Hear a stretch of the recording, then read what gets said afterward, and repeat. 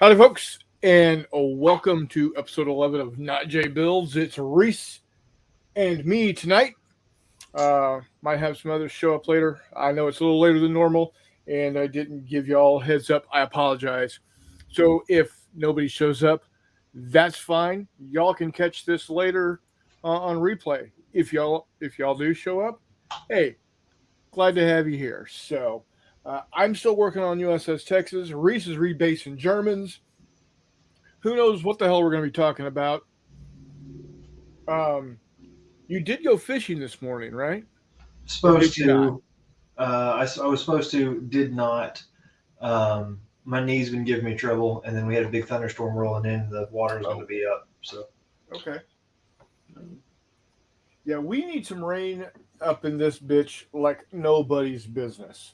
Now, well, hopefully we're sending it your way because we got a ton this morning. we're not supposed to be seeing anything appreciable until the 11th. Gotcha. Mini Warmup says nobody's here, but he may jump on in a bit to chat with us. Love to have you, buddy.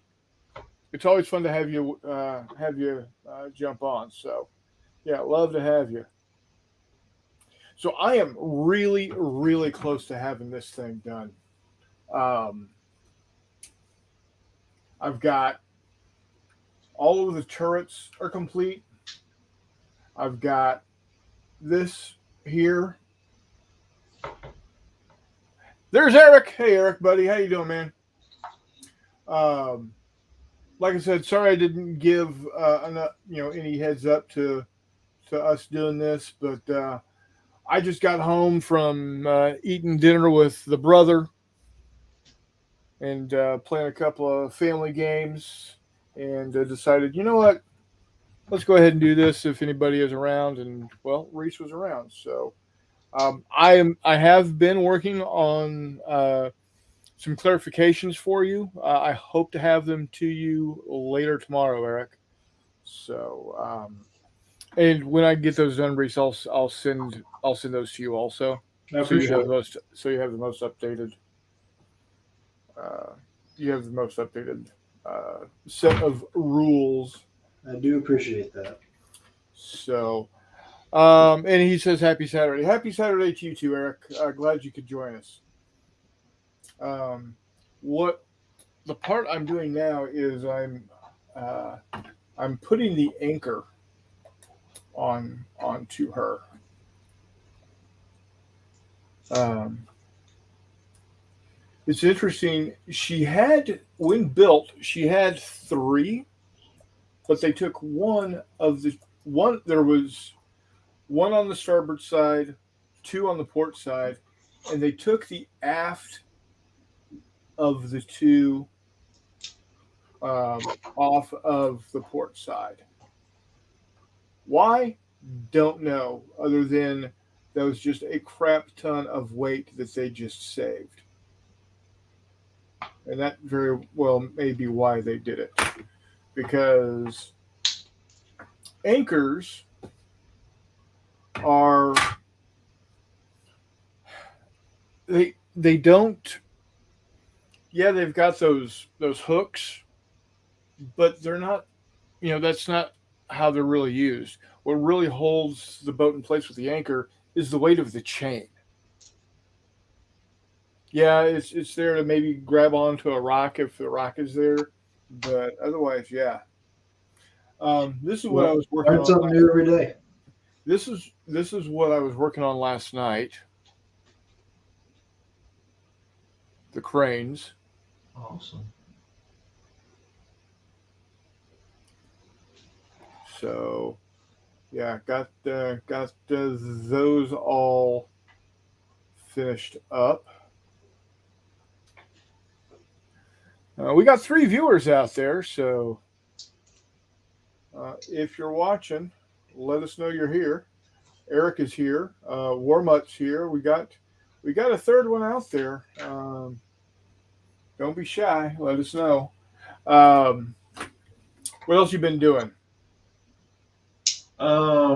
Well, I painted a ton of British today, Cool. and then went to Goodwill, found a almost complete copy of Monopoly Electronic Banking. What was that? Monopoly Electronic Banking, Oh, okay. which is like one of my wife's Grail games. Oh, So, that's nice. picked it up for $3 and ordered the replacement parts for $8 on eBay, and we're good to go. Oh, shit, you can't beat that. Really can't. So can't argue with that at all. So yeah, it's been a good game. Oh, good day, good game. Um, I knew what you meant. but yeah, pretty laid back. We've got shareholders weekend up here with Walmart right now, and we've got regionals for the College World Series in Fayetteville right now. So town's a little crazy. Yeah. And if you just stay put, you'll be okay. So Yeah, it sounds like it. it's not the ideal situation right now for traffic. But I saw the most Arkansas thing imaginable yesterday. Oh, yeah? I was on a back road, and there was a highfalutin tour bus with covered Walmart stuff, bringing in shareholders, and it was stuck behind a JB Hunt truck pulling turkeys. And the feathers are just Nice. flying in the lowest gear possible with the wind blowing. And I was like, Outstanding. "Welcome to North Arkansas." Right? So, Well, that's interesting. There's a bit, I don't know why, but there's a wobble on my Texas. I guess it must allow me to model its gangsterling at D-Day. that's an idea. If you want to do it, do it. So anyway, today Donna went to work this morning, and I was lazy and stayed in bed until probably about 10 o'clock. No, about 9, not 10 o'clock, about a little after 9, and sat down and watched the F1 um, Spanish Grand Prix qualifications. Okay. Problem is, I don't have a cable service, but I've got ESPN Plus. Mm-hmm.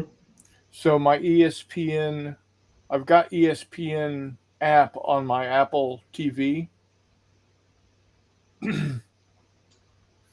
But to hear it in English, to get the Sky Sports feed out of Britain, Right. I have to have a cable network to be Okay. able to log in. So I had to listen to the Spanish commentary. Well, that's something good to know, because I didn't know that, and we were considering ESPN Plus, but no Well, I cable. mean, a lot of good stuff on it. Don't get me wrong. Yeah. It's just, yeah. If there are some things that you still have to have a cable service for, Well, good to know. or you could have Hulu and pay the extra to have Hulu Live with the ESPN Sports. How much does that run? I've got no idea. Eric says, "Hey Chris, I'm working on an F1 game. I love F1. Who's your team, buddy?" I before he retired, I was a big Sebastian fan. Love Vettel. Um, I know he got a lot of hate when he was at Red Bull, and a lot of hate from the Ferrari tifosi, because, well, Ferrari fans are, and if you're a Ferrari fan, I'm not calling you a jerk, but as as a whole, as a group, Ferrari fans are jerks. Um, I was a Vettel fan, and I think his last few years with shit, Aston Martin really showed what a true gentleman he grew up to be. Um, and so now that um, Alonso is racing for Aston Martin, I'm still an Aston Martin fan. Um, I have I understand now why NASCAR fans hated Jeff Gordon because for the longest time I hated and hate's a strong word, but I hated Hamilton. I've backed off of that a little bit. Um, he seems to be a pretty okay dude. I just wish he wasn't. Hamilton is to F1 what Tom Brady is to the NFL. He won a lot when he had a really great car, um, but he is a bit of a whiner. So, Walk About Games is in the house. Hey, Chris Long, how you doing, buddy? Eric says he was watching F1 since the mid '90s. Took a sabbatical for about 20 years, though. So, what got me really following F1? I growing up, I liked watching it because I know it's cliched, but it turns left and right. Verstappen, I dig Verstappen, man. I'm liking Verstappen. He started off a bit petulant, but it was because he was so young.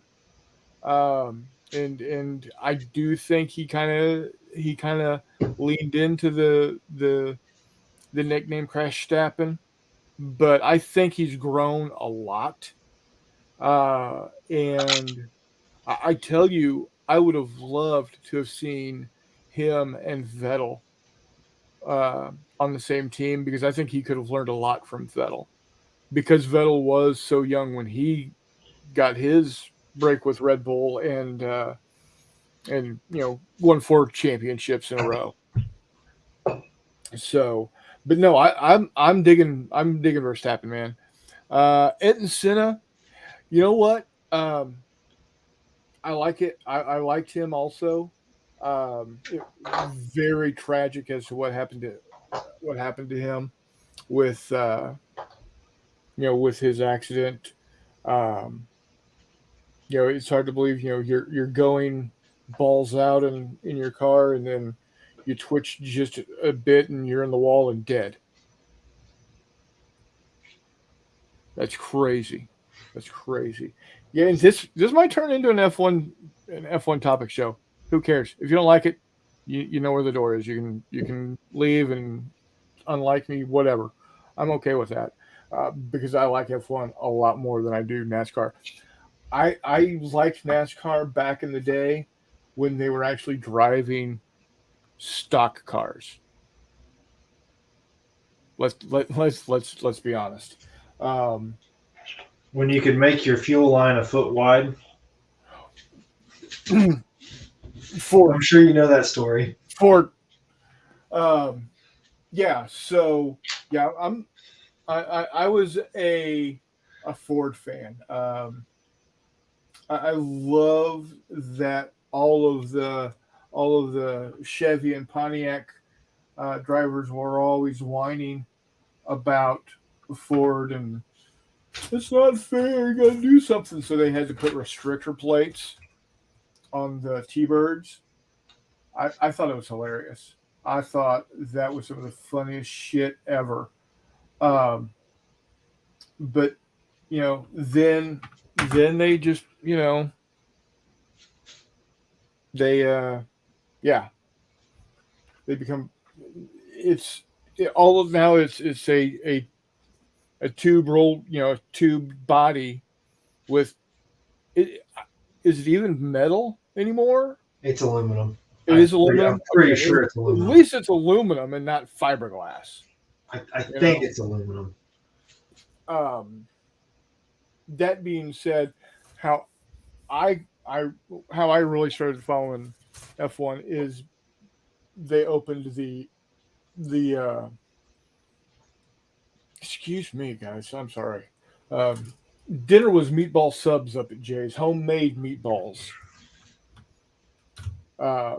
But yeah, Did they he had did he the marry into an Italian family or something?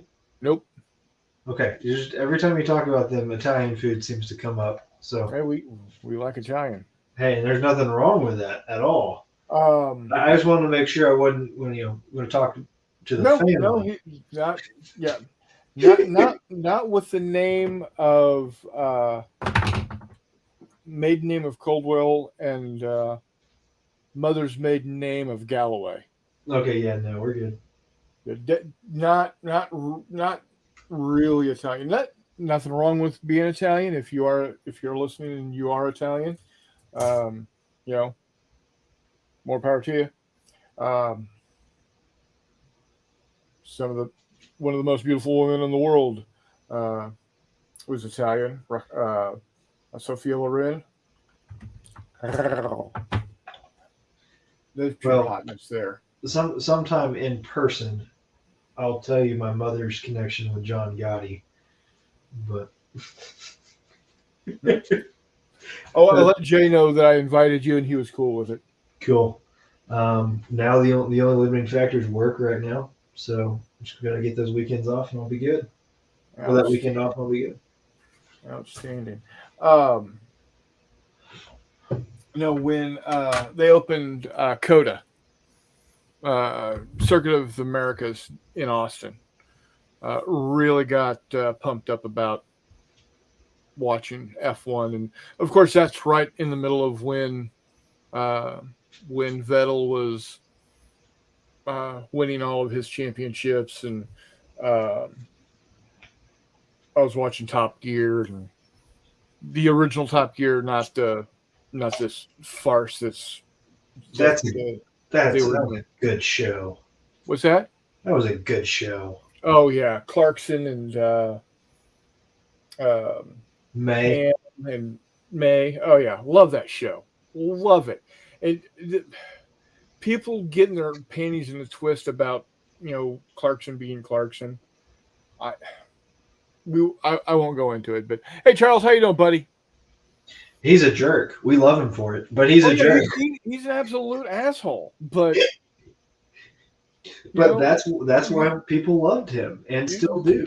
you know what you're getting into. I mean, it's right there on the tin, right? I'll say there's plenty of jerks in Hollywood that put on a nice face for the camera. Oh yeah. So Oh might as well have yeah. a jerk in front of the camera too. Exactly. I mean, That's the let's way. be honest. That's the way I see it. So But all in all, no, I really I dig F1 because it it does have left and right turns.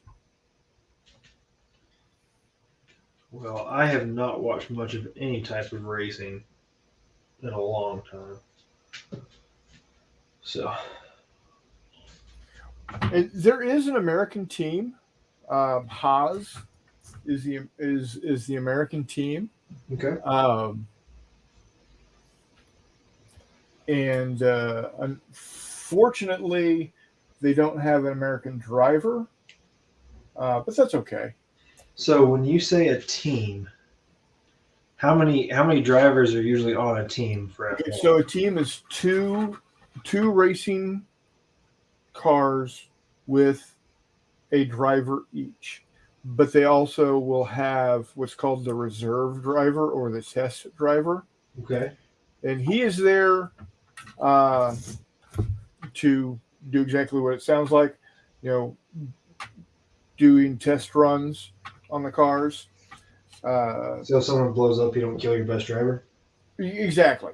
But if for Which some sounds bad, but you know what I mean. yeah, That- yeah. Well, it's the other thing is if for some reason um, the a driver gets ill, Mhm. or gets injured in some way, you've got someone who will be able to drive. And your reserve driver is normally someone who is good enough to be on the grid, Mhm. on the track, but for whatever reason, uh, might be a little young and inexperienced.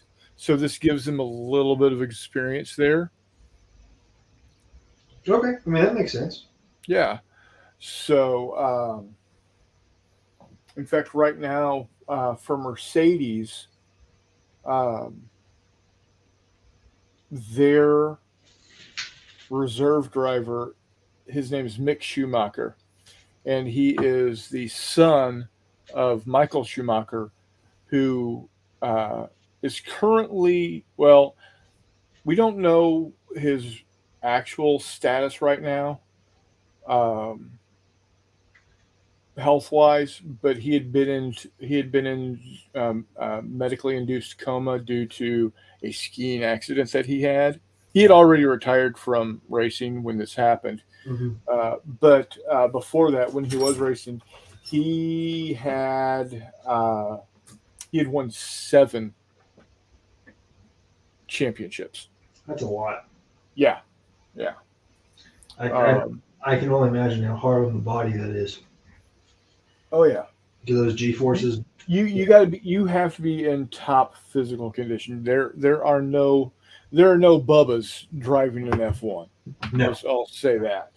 Um, Alonso, who I spoke of earlier, he's been racing longer than you've been alive Okay, in F1. I believe it. So he is the old man on the grid right now. Uh, Eric, I think you're correct. Um, but but there may be silver lining there because I got a feeling if Hamilton doesn't win a single race this year, or if he makes a podium, he might continue. But if he doesn't, I think this is his last year on the grid, which they may be, which might be a good end for Mick at that point. If Hamilton leaves at the end of this season, um, Mick may be picked to be put into that Mercedes. And if that's the case, that's great. Otherwise, yeah, I agree with you. He made a mistake by taking that reserve. He would almost have been better not to be racing at all than to take that seat. But who knows? Who knows? But I honestly, if we don't see a Hamilton win or at least a Hamilton podium this season, I've I've got a feeling he's going to hang it up.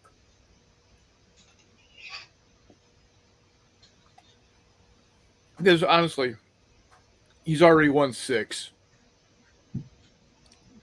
He's like Michael Jordan, kind of. He won 3. If he's like Michael Jordan, he'll retire and go to NASCAR and then go back to F1. Right? Sorry. No, he would go to NASCAR. He would probably go to IndyCar because there's quite a few F1 drivers that are IndyCar drivers, and Oh, he very well may go to IndyCar. I'm just making a joke about Michael Jordan's little like No, baseball. yeah, I'm right there with you. They're just I'm picking up what you're putting down. No, but my thought is that he very well, when he retires from F1, he very well may move to at least race in the Indianapolis 500 okay. because that's one of the triple crowns. It's Monaco, Le Mans, the 24 Hours of Le Mans, and the Indy 500. Le Mans is intense. He's won Monaco. He would want to win. He would love to win the Indy 500. I'm sure. Uh, Yeah, buckets of money and still very young. Yeah, Hamilton. I mean, he's won 7. Uh, yeah, I think he's won 7 championships. Won like his first or second year on the grid with shit. It was Vodafone. Who did they sponsor? McLaren. And then he was with McLaren for a while, and then went to Mercedes, and everybody thought he was fucking nuts for jumping ship because at the time McLaren was uh, top of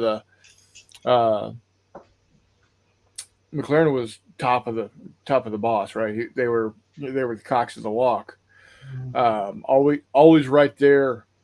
But he saw something that nobody else did, and that the year he moved to Mercedes is the year that the regulations changed on the engines, and McLaren took a nosedive, and Mercedes became top dog. Hmm. And nobody was able to touch Mercedes for 7 years in a row. Interesting. He won 3. He won 3 championships. Nico Rosberg, his teammate, won the 4th one, and then he won 3 more. And if you listen to the whiners and the crybabies and the bitchers, he should have won a 4th one in a row at that time to be the 8th championship, but it was stolen from him by F1 and FIA. How do they manage that? Huh? How do they manage that? So it was really close going into the last race um, between him and Verstappen. Okay. Hey Hexy, how you doing, buddy? Yeah. Charles says F1 and motocross are the 2 best racing sports in his opinion, and then Hexy says Egg Spoon Race is the bestest. Not wrong. That shit's fun. That shit's fun. I don't know. I think Wild Horse Race is probably some of the best racing I've ever seen. Wild horse races. You ever seen one of those? That shit is wild, and I'm not being punny. Yeah, throw that. I am being punny, but I'm not being punny. And then follow that with a wild cow milking, and you got yourself a day. There you go. People, the one thing people need to know though, stop going to Yellowstone wanting to pet the shaggy cows. Yeah, no, don't do that. I don't even. They will fuck your shit up. Yeah, I don't even pet quote unquote domesticated bison, which there's no such thing. But right. Yeah. But no, what happened was there was an accident at the very end of the last race of the season. Mm-hmm. Hamilton was in the lead, but was on old tires. They brought out a safety car, which slows everybody down. Okay, it's like a caution flag. Right, but it's not just a caution flag. It's with a caution flag, you just need to slow down a little through that sector. Hey, Telemachus, how you doing, buddy? Okay, so it's like bringing out a pace car then. Right. Yeah, the safety car is like bringing out the pace car in NASCAR. Okay. So, and a lot of people will come into the pits to get new tires when there's a safety car out because you can't pass in a safety car during a safety car either, right? Right. So Verstappen dives in, gets fresh tires. Yeah, that's the other thing with F1 racing. You only have so many sets of tires for the entire weekend. Wow. Right. And they're all supplied by a single supplier, Pirelli. Okay. So nobody gets an unfair advantage on tires. Yeah, nobody has an advantage on tires. Everybody has. Now you can. They have 2 different hardnesses of tires. Okay. You've got a soft tire and a hard tire. But you got 2 options. Right. Well, actually, you've got 3 options. They will bring a soft, medium, and a hard, but it's a sliding scale depending on the track. So on really, really fast tracks, Mm-hmm. um, um, the hard tires are really hard, and the soft tires are kind of soft. Mm-hmm. But on a slower track, Yeah. or vice versa, I'm sorry, on a fast track, you're on a slow track, your hard tires are really hard, and your slow tires are kind of not so soft. However, if you go on a really fast track and you need to get that grip, your hard tire might be the same compound as your soft tire from that other track, and your soft tires become really soft. Interesting. So it's a sliding scale, right?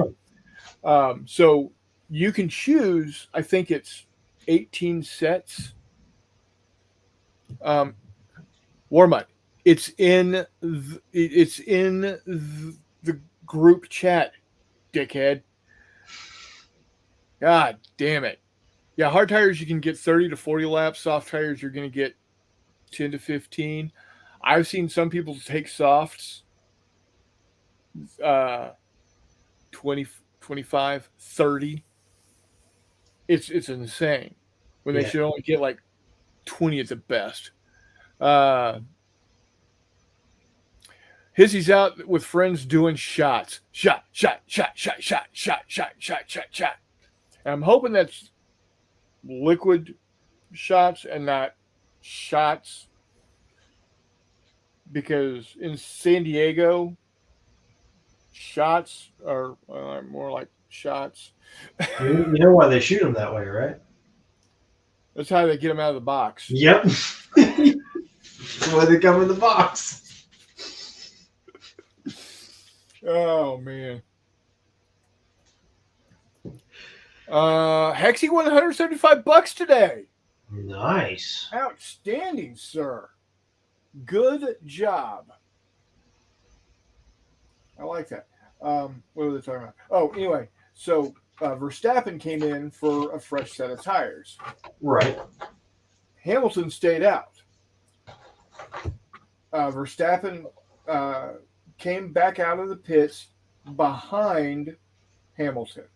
Right. And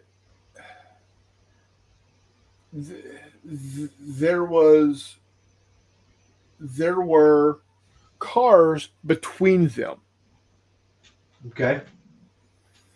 but they were a lap down. They had been lapped. Right. So there was like there was Hamilton, there was 5 or 6 cars. I'm still listening, by the way. Yeah, that's fine. Then there was Verstappen, and then there was like the rest of the grid. At that point in time, I think there was like 7. Yeah, there was like 9, 7 or 8 more cars behind Verstappen. Okay. There was 2 laps left. The race director said, okay, lapped cars can unlap themselves at this point. In other words, they can speed up to go around Hamilton and the safety car. And get themselves on the backside. Right. Get the field. Line back up behind Verstappen, because Verstappen was number 2 on the whatever.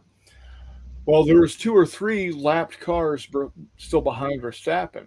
Well, all of this was taking place. Those 3 cars did not get around Verstappen by the time the safety car came in before the beginning of the last lap. Depending on who you talk to, will tell you whose team they follow. Because if you're a Mercedes fan, the rule is that all cars must unlap themselves before you can remove the safety car. Before the safety car can come in. If you are anybody else fan, because at this point in time, uh, Mercedes had won 7 years in a row, either Hamilton winning or Rosberg winning, and people were getting tired of it. Unless you're a Mercedes fan and you're thinking it's the best thing since sliced fucking bread, Yeah, right? then you don't care. Um, and they go to the rules that say a lapped car may unlap itself before the safety car comes in, not must. The wording says may. Um, so yeah, that's The way I see it, whatever happened happened, yeah, and exactly. that's racing. So Yep. So that was his first. That was Verstappen's first win. Oh, they're doing tequila, dude. I can't tell. I can't do tequila. I'll tell that story here in just a second. And Eric says, "Hissy is here. Take a shot." Hex. Charles says, "Hexo, what game you buying with the 175?" Well, he's already got Case Blue, so who the hell knows what he's going after?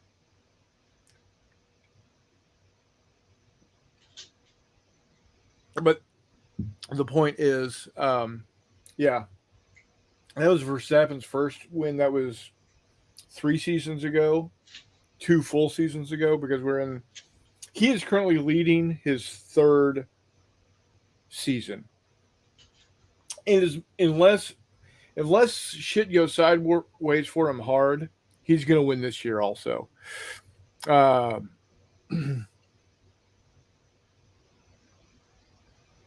what ship I'm putting together USS Texas, brother.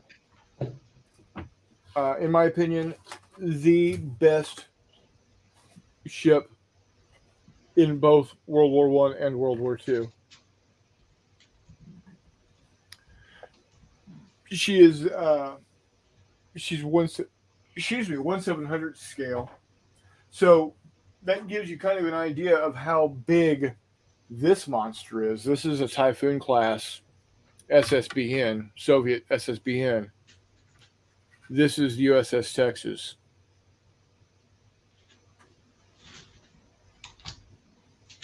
So this is a big mamma jamma.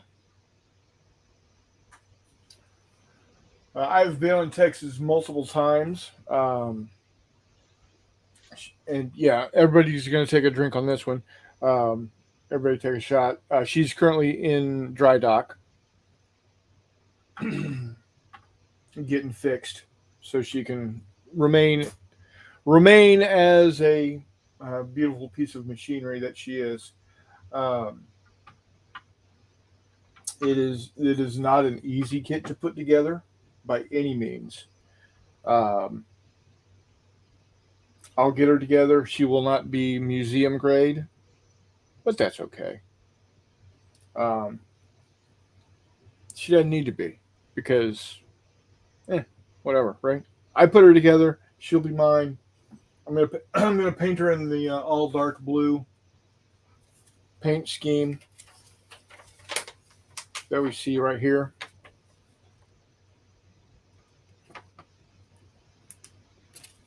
Yeah, this is the paint scheme we're going with.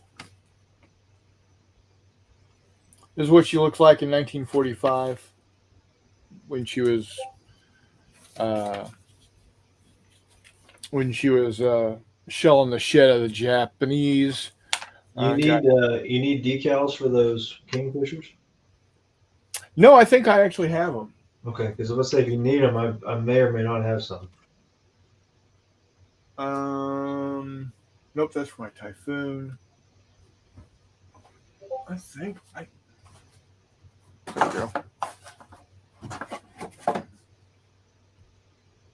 I've got the flags. I've got the. Well, let's go ahead and open this shit up. Do it. Let's take a male goose at these things. Honk honk. For those that don't understand avian humor, we're gonna take a gander.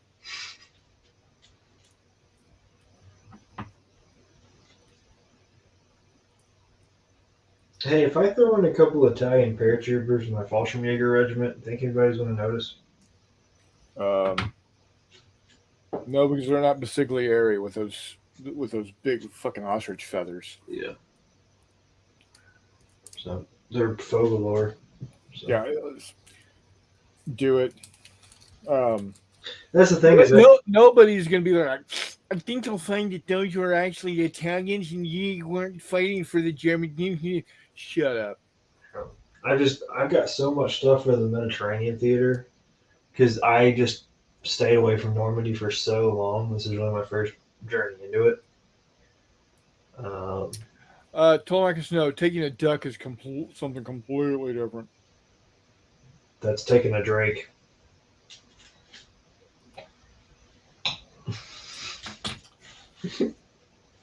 So yeah, I got the Kingfisher decals. Awesome.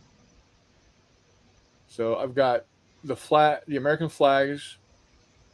I've got this actually is on the stern. Really? Yep. And then I don't know why they don't have a 3-5 as a single decal. There's a 3 and a 5? I've got 0 through 9 twice. That's funny. Yeah. So I'm gonna have to put the 3 and the 5 together. Hopefully you don't have a seam line going right through it or something, because that would be a pain. No, they go. So on this side, it's gonna go like right there, Okay, that's not bad.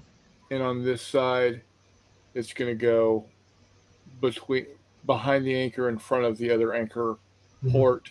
That, like I said, they pulled that anchor and covered that shit up in her mid 30s. Okay.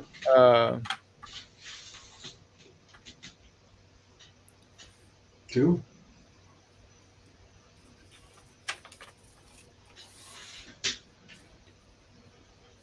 And I think I have convinced myself that, not right away, mind you, but I've convinced myself to do a USS Rodney.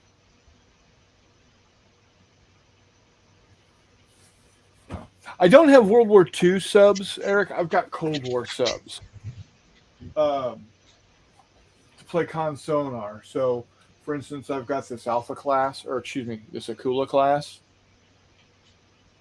I'll go ahead and turn the light on here. I've got this Akula class, and I showed you the big Mamma Jamma, the Typhoon. I got this Oscar 2 class. She's a guided missile sub.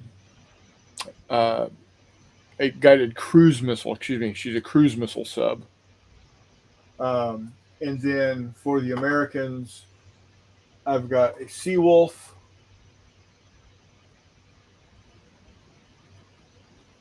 And then along with the Seawolf, I've got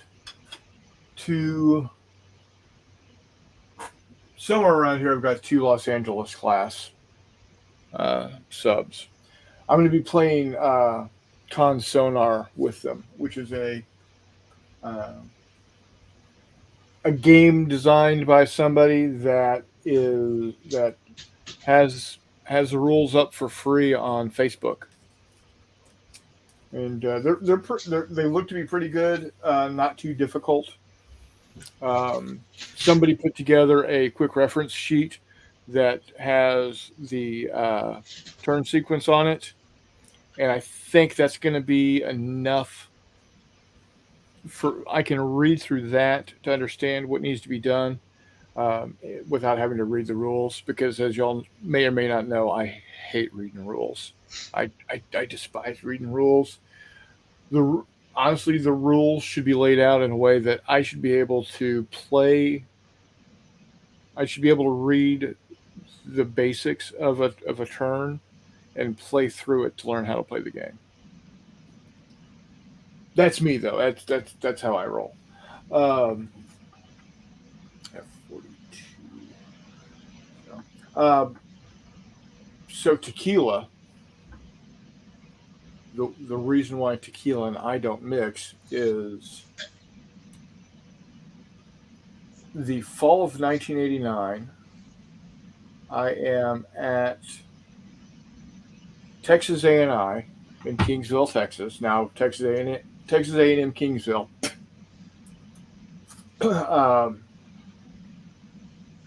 And my fraternity that I am rushing, and actually at that point in time I'm actually a pledge of the I'm a pledge of the fraternity, which happened to be the same fraternity my dad was in when he was going to school there back in the 60s.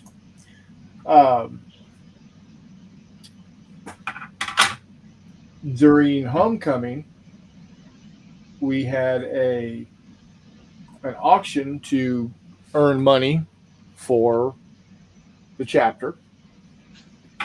And one of the things that got donated was a fifth of mezcal tequila that had been bought by one of the alumni and donated with some tall shooters from Mexico. Well, we gathered up our money and we bid on it and we won.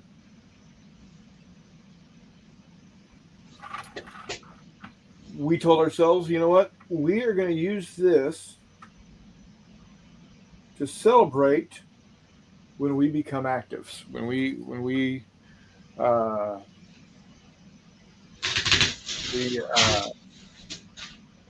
get initiated. We'll open it up that night and drink it. Well, that night comes, and we open it up, and between the six of us, we drink the entire bottle. Ow. Yeah. One of my newly initiated fraternity brothers was brave enough, i.e., stupid enough, to take the worm. He was not right for the rest of the night. I'll just say that. He was not right for the rest of the night. But so our fraternity house was more of a fraternity shack. It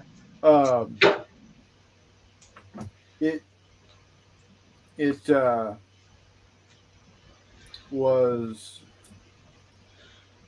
a house that had a front room, a kitchen, 2 bedrooms and a bathroom, and a screened-in porch. So we, of course, couldn't stay there. Now, the last week before initiation, we stayed in the screened-in porch. Luckily, it was South Texas, and it was in November. That would have been a very mild evening. Or December, I should say. So it wasn't horrible. It wasn't blinding hot, and it wasn't freezing cold, because winter in South Texas is about 10 days in February, where it gets down to be maybe 35. So we had that going for us, which is nice. But so we had after the party, the initiation party, my fraternity brothers and I decided we will walk back to our dorms, because it was just across campus, and Texas Texas A&I is not a big campus by any means.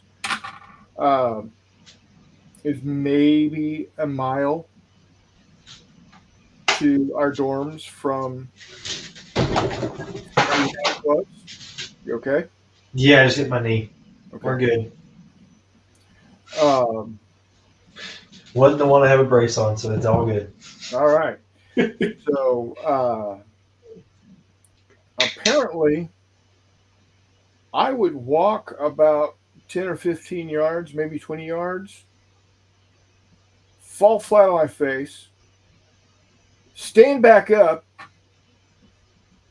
and start walking again. The entire time, we are singing at the top of our lungs fraternity house songs. That's the old glass goblet with a Kappa Sigma on it, because we're Kappa Sigs. Um, yeah, so I woke up the next afternoon. All the teeth in my head were loose because I kept falling on my face. My brand new blue Oxford button down shirt had no buttons on it. Because apparently, when I got back to my dorm room, I just went to get undressed. And my khaki chinos had grass stains on them, on the knees. Because I kept falling on my face. And of course, to fall on my face, I have to fall on my knees. Now, you might think I would have had a hangover. I did not. Um, because the trick about not having a hangover is not waking up drunk. Because that's really all a hangover is you're still drunk from the night before. So just don't wake up while you're still drunk. Sleep until you're sober, and then you won't have a hangover. So I have never had a hangover in my life. F-28. Is that what those are?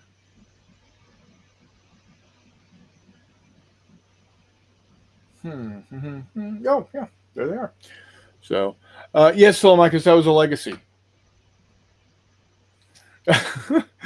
Ningwaya, hey, how you doing, buddy? He says must sleep, but I must say I love you. I love you too, man. I love all you guys. I have said it before. I will say it again.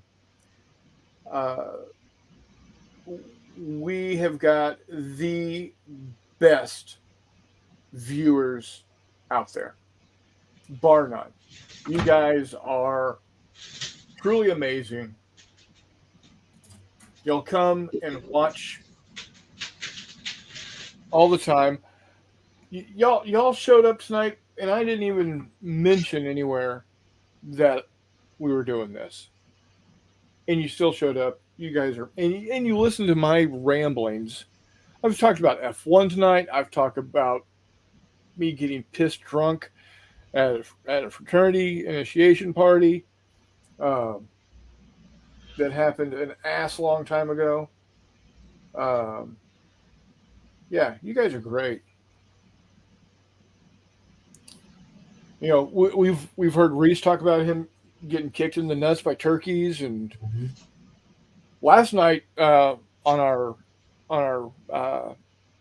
Discord paint chat, and you guys are welcome to join us whenever we do a Discord paint chat. You guys are more than welcome to join us on there. You don't have to have a camera if you don't want. You can just be voiced. You know, hop on when I mean it's normally going to be Friday nights. Hop in there if someone's there. We'll do it, man. I don't have to be there. I don't. It's not like this.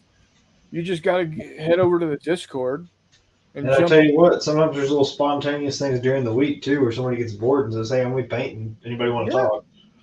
So. yeah. So, oh, it was RPG night. How'd that go, man? I'm more entertainment. I'm more entertaining than NPR. Well, thank you. I I second that now I motion. could do the voice like they do on NPR. This is Reese and not Jay with NPR for whatever the fuck. You think I got that voice? I think I got that voice. I could do that voice. Yeah, Marcus, tell us about how your RPG night went. That's cool. Do you do D&D or are you doing something else? Um, Let us know. Inquiring minds want to know. So while we're waiting on that, I made one of the best friends of my entire life pledge week at my university Oh yeah. because I showed up at my 8 a.m. Monday, which I had Monday, Tuesday, Wednesday, Thursday, Friday, and there was one guy that was there too. And I looked at him and said, "You're avoiding all this craziness too?" And he said, "Yeah." And then he turned out to be my best friend. Nice. So you're a Gamma Delta Iota, Something like that. goddamn independent. Yep. Yeah, my mom was a GDI. She didn't rush any. She didn't rush any sororities. Well, the university I went to didn't have the traditional fraternities, sororities. They had what they called social clubs, which were the same thing. Yeah. And it just the year that my freshman year, there's a lot of politics and stuff involved with it, and I just said, screw that. If I'm going to pay money to have friends, I'm at least going to have better friends than that. Right. And that ticked a lot of people off. But I said, you know what? My life, you can't tell me how to live it. So Yeah. Hey, I'll be honest. If Dad had not been a Kappa Sig, I probably would not have joined a fraternity. I got no problem with those that do. Some of my really good friends did. Not a big deal.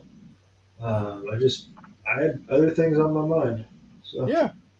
And and I may or may not have listened to Towns Van Zant's Fraternity Blues a little too much. So at least you're listening to Towns Van Zant, man. I yeah, mean man, that right there. When I found out that you listen to Towns, that puts put major kudos on there for you. Um, I like good music. I don't care who's singing it. right. Oh no, absolutely, So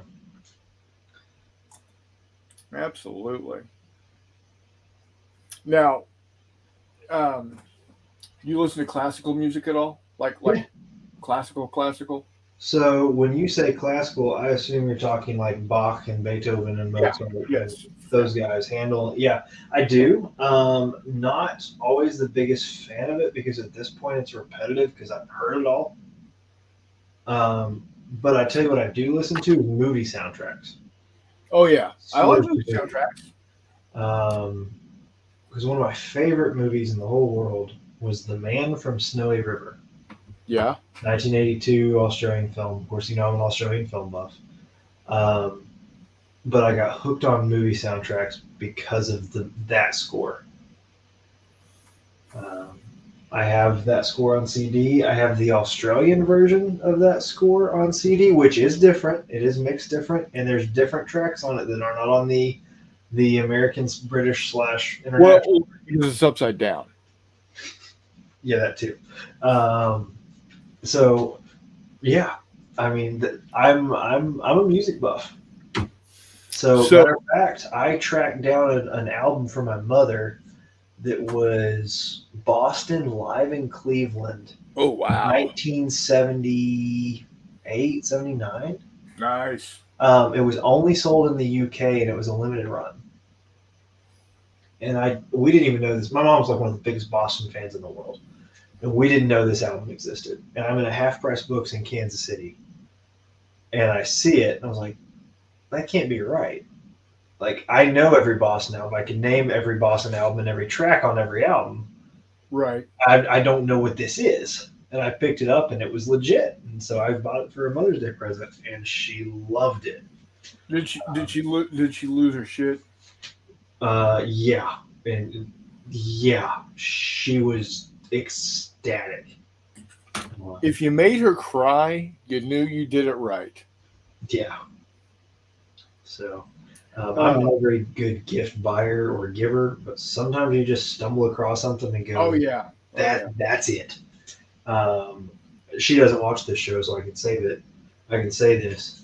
I found a live recording of their third stage tour that was made from the soundboard. It wasn't recorded from the audience; it was recorded at the soundboard. Oh nice. And I'm trying to figure out how to cut it into tracks and make it into a CD for her. So that was, I think, '87. I think that was August '87 was that recording. So see, I'm a little bit of a music buff. Nice. So I cried the day Merle Haggard died. I cried yeah. the day George Jones died, and I cried the day Guy Clark died. So So I need to get you a copy of an album okay, that my brother's friend Eric Hay made for him, and then he made for me. It's called "Guys from Texas with Three Names." okay, Um, let me hold on. Let me pull it up. that's gonna be a good album. I'm sorry. It is. Oh, let me give you the. I'll give you Everything the from track Justin listing. Towns Earl to Stevie Ray Vaughan. I mean, Let me catch up here. Told Mike said I survived. Rollmaster Second Edition, Middle Earth. Our healer was missing, and the tank got clocked bad by the massive Uruk Eye. I pushed him forward because he had the Orc Slayer weapon. Nice. no. Gamers with coffee. Hi, Greg. How you doing, buddy? He says, "Hey, Chris. Didn't know you were on. We are on also painting impromptu. Fair enough. Charles is having coffee and pizza for dinner. Can't beat that, man. And then Meandering Mike just woke up from a nap. If you want, Mike, I'll send you the link if you want to join us. If not, that's cool too. Um,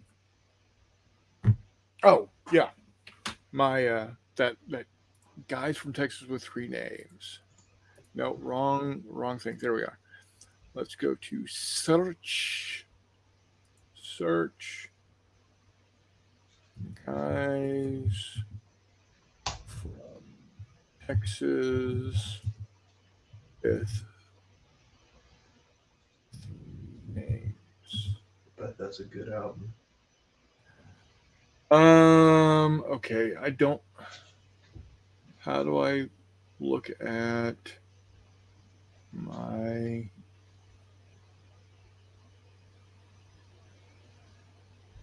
Do do do do do do do do. And I'm not even sure how I discovered Americana and Red Dirt. Like I'm not even. I don't know. Like that's a period of my life I don't remember much from. Yeah. So I'll just put it that way. So to give you an idea on my my personal library, Mhm. I've got 37 days worth of music. Okay. Yeah. It's got 1,979 albums. It's 77.69 gigabytes. I'm up there with you.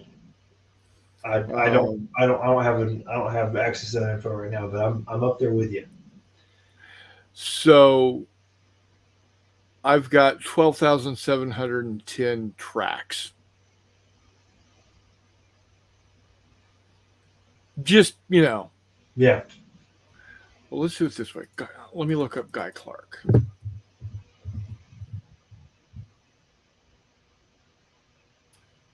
Clark artists on.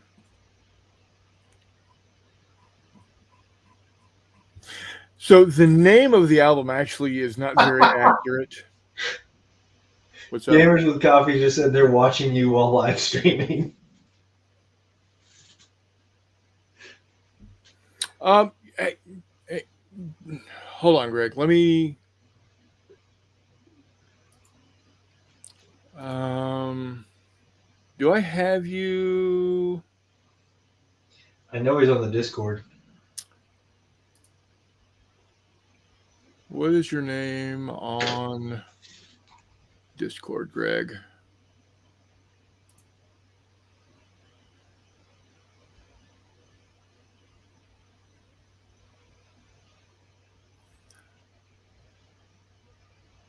Hold on. Let me do this. I think I can do it this way. Go here. Go here.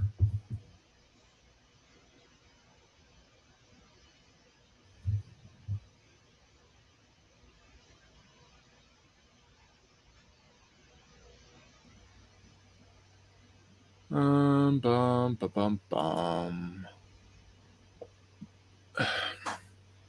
Let me do it this way. Bear with me, folks. I know y'all will, because y'all always do. Because y'all are great. No.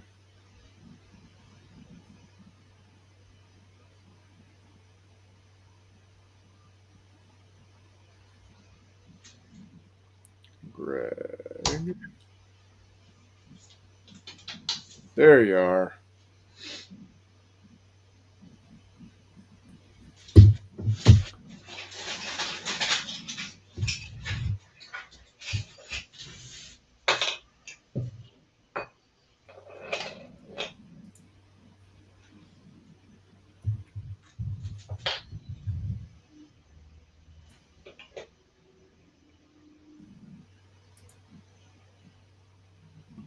Okay. Here we go.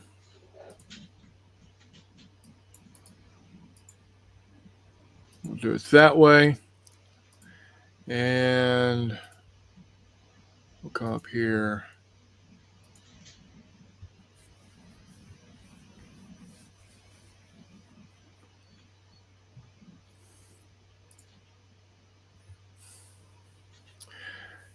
Yeah, I just sent you the link by Facebook Messenger, Greg.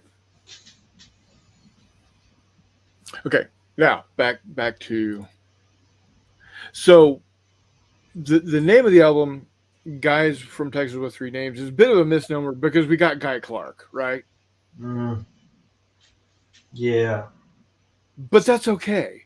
I guess that's technically Guy F. Clark, though.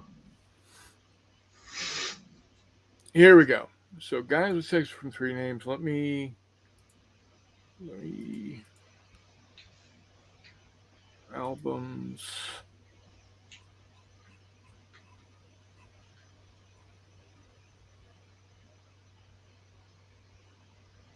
Oh, how is it listed? It is listed. Let's do this, guys.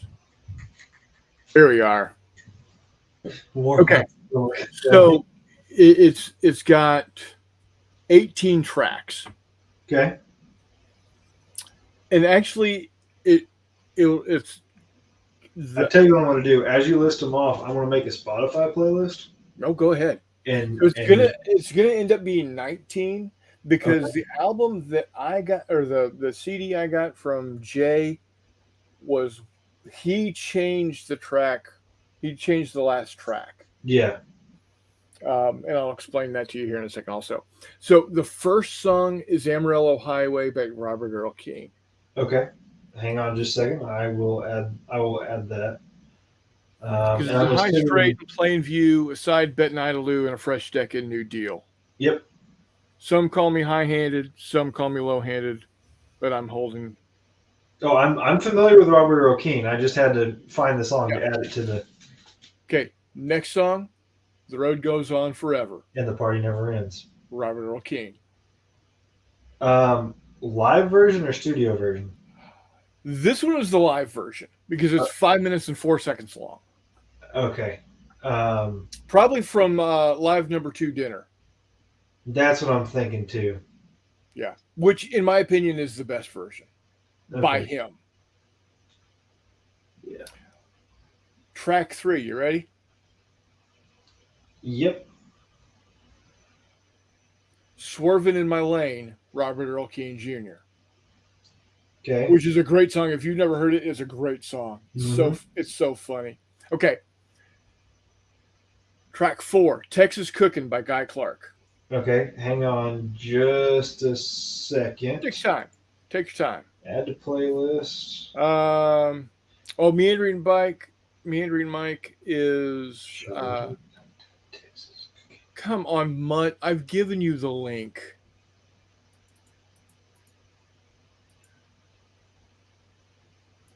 Well, and it's funny that I should ask what album. I got made fun of on a trip one time because somebody said they liked the song "Turn the Page," and I said, "Which version? Back in '73 or Silver or Live Bullet?" And they said, Live Bullet, and they said, obviously. "What?" I was like, "Which version?" Did they say Metallica? No, they didn't know they didn't know that back in '73 was a thing. Oh, okay. I was about to. Which is fair. No, it is. But then I said something about liking a certain song later on in the trip, and they're like, "Oh, but what version?" Just making fun of me, and I was like, "No, there's a difference." Like, okay. So did you get Texas Cookin' by Guy Clark? I got Texas Cookin'. Okay. Northeast Texas Women by Willis Allen Ramsey. Okay. Okay. Got it. Okay. Copenhagen. Okay. Which one? Robert Earl. Probably live Okay. number 2 dinner. That shouldn't take me too long to. You're gonna like this next one. I know you're gonna like this next one. Tell me when you're ready. Ready. Talking Thunderbird Blues. Yep. I don't even have to ask you that. Well, I'm assuming that's from live the quarter from the old quarter. Yep. Okay, which is the best Townes Van Zandt album ever. Yep. Oh, when we finish this, I got a story for you. Okay. You probably already know it, but I heard it the other day and couldn't believe it. Ready. Okay. God, I keep hitting the wrong buttons. Sangria Wine by Jerry Jeff Walker. Got it. Another fun song. Mm-hmm. All right. We got another run of Robert Earl. Actually, it's a lot of Robert Earl, but that's okay. He's a good guy. Dude, you realize that I sent the link to you. I didn't send the link. Shit. Yeah. Okay. Yeah. You said there's a run of Robert Earl Keen. Yeah. Did you see what LINK stand for there? Link incoming. Now, knucklehead. Love you, Brian. Uh-huh. You're a beautiful human. Good. Blow You Away by Robert Earl. Okay. Then Came Lo Mein by Robert Earl. You said Then Came Lo Mein? Yeah. Isn't he too young to know these people? No, he's not. He was raised right.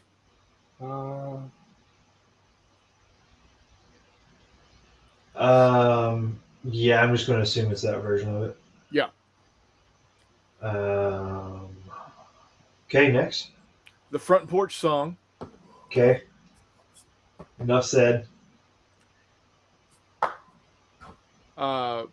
Track 12, Don't Turn Out the Light Okay. by Robert Earl. The 5 Pound Bass. Is he adding these in his playlist or something? Yeah. Yeah, I'm building a specific playlist that I will listen to. Oh, it is great. Do you know if that's from live number 2? Yeah. Okay, I figured as much, but I just wanted to make sure. He's better live. Let's face it. Oh yeah, absolutely. Up Against the Wall, Redneck Mother. Yep. By Jerry Jeff. Right. That's the only.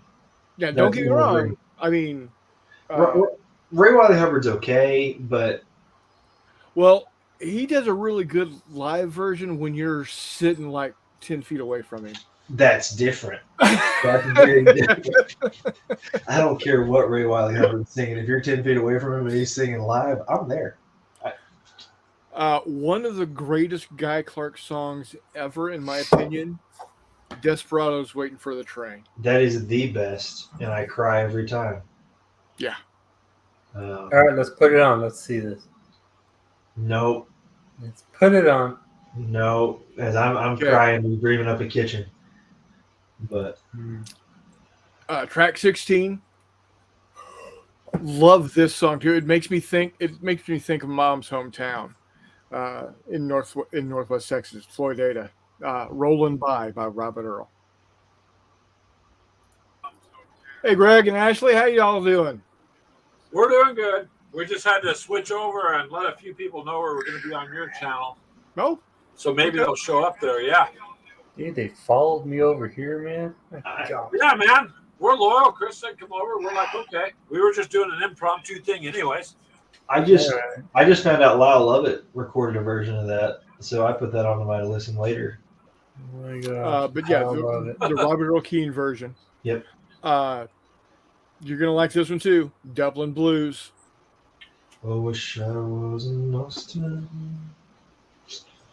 Yep. Now, the last track that my brother put on the CD he sent me, London Homesick Blues by Gary Peanut. Okay. I'm back. The original album he had on there, or the original song that Eric had made, was Southbound 35 Okay. I'll put that on there too. by Pat Green. Yeah, do both. The reason he switched it from Southbound 35 to London Homesick Blues is you've listened to Southbound 35, right? Pat Green's version. That's the only one I know. Yeah, that's the Okay. Pat Green version. Yeah. It's the live version. I think it's off of Live at Billy Bob's. I think that's the version he used. Okay, let me find Live at Billy Bob's. Okay. Because I was living in Kansas City at the time. Spotify might not have it. I'm just going to put the regular version on there, but That's fine. it's good enough. That's fine. But I was living in Kansas City at the time, Mhm. and he didn't want me to take hints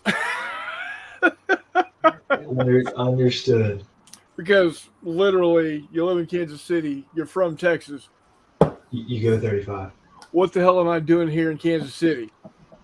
When Where's the it? first line is, "What the hell am I doing here in Kansas City?" Yeah. Hmm. So yeah, that album got me through so much. I need to look through it. So It got me through so much. So yeah, Dublin Blues is still one of my favorite songs to play on guitar. Which is, oh, you're one of those assholes. what do you mean by that? You know how to play guitar. No is a very loose term. I dabble. know how to play piano. I barely play guitar. Dude, I couldn't carry a tune in a fucking bucket. We'll plug the hole.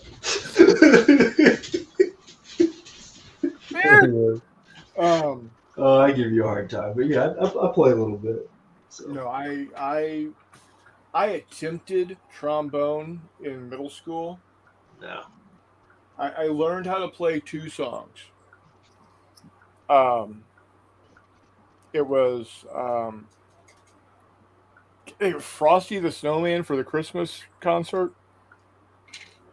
and the Marine Hymn from my granddad. You got to. Yeah. I like mini I want to listen to that Wardmans. tonight. I want to go get my Bluetooth headphones before I go to bed and put that in and fall asleep to that. Where am I? Yeah, it's good music, man. So I handed me the other last one we did. Yeah, I got it. But we, Don and I were driving up to Pittsfield town. It's the big city, right? All 4,500 people. Right. It's a big city in the county, and we were listening to Vivaldi, the Four Seasons, right? Right. And I started thinking to myself that the composers back then are unmitigated geniuses.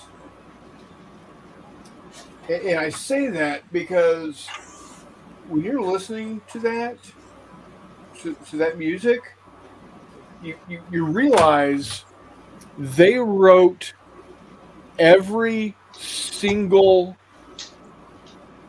part.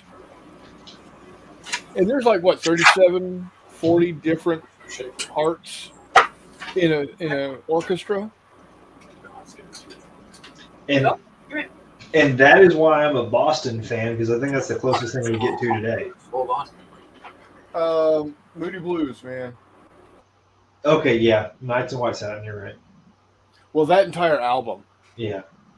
We listened to that also today. So I have a mixed. Well, I'm in a custody battle with my mother over a mixtape.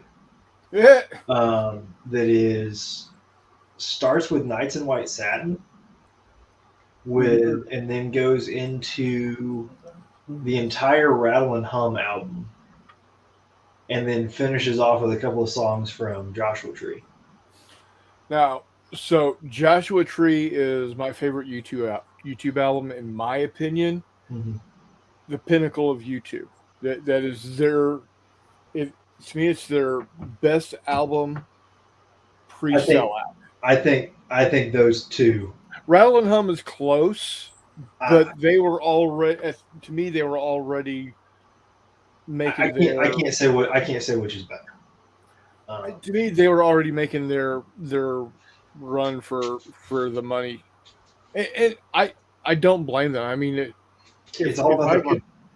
if I could sell out, I'd fucking sell out in a heartbeat. You know, if I could somehow make scads of money doing this, because somebody said, within reason, hey, we'll throw a crap ton of money at you if you'll just do XYZ, and it's within my capability of doing X, Y, and Z, and I'm, you know.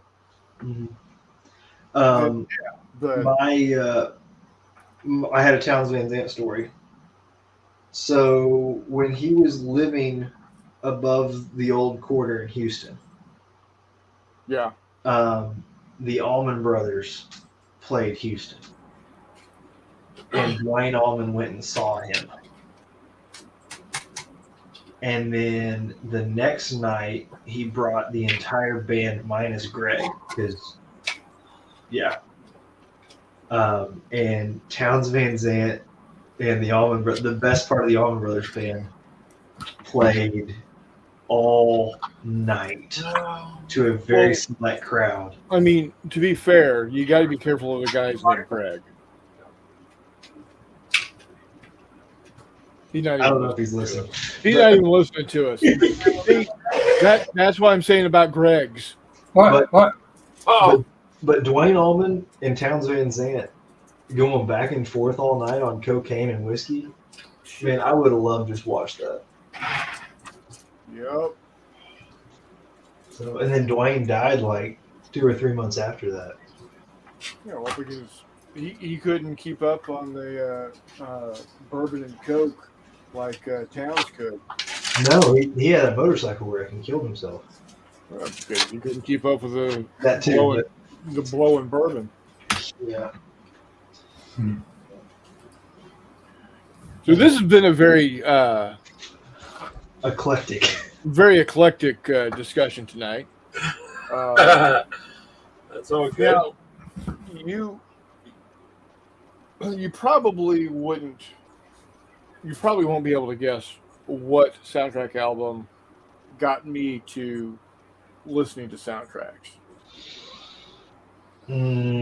Buck Rogers. Full Metal Jacket. Good morning, Vietnam. I got one year for you. Okay. 1977. Star Wars. Good grief. Come on. Yep. I was trying to make about a joke about Buck Rogers and Queen, but That wasn't Buck Rogers. That was Flash Gordon. I'm sorry. My dad has that album. I should know better.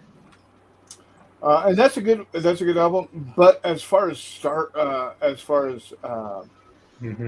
music soundtracks go from Queen, Highlander is infinitely better.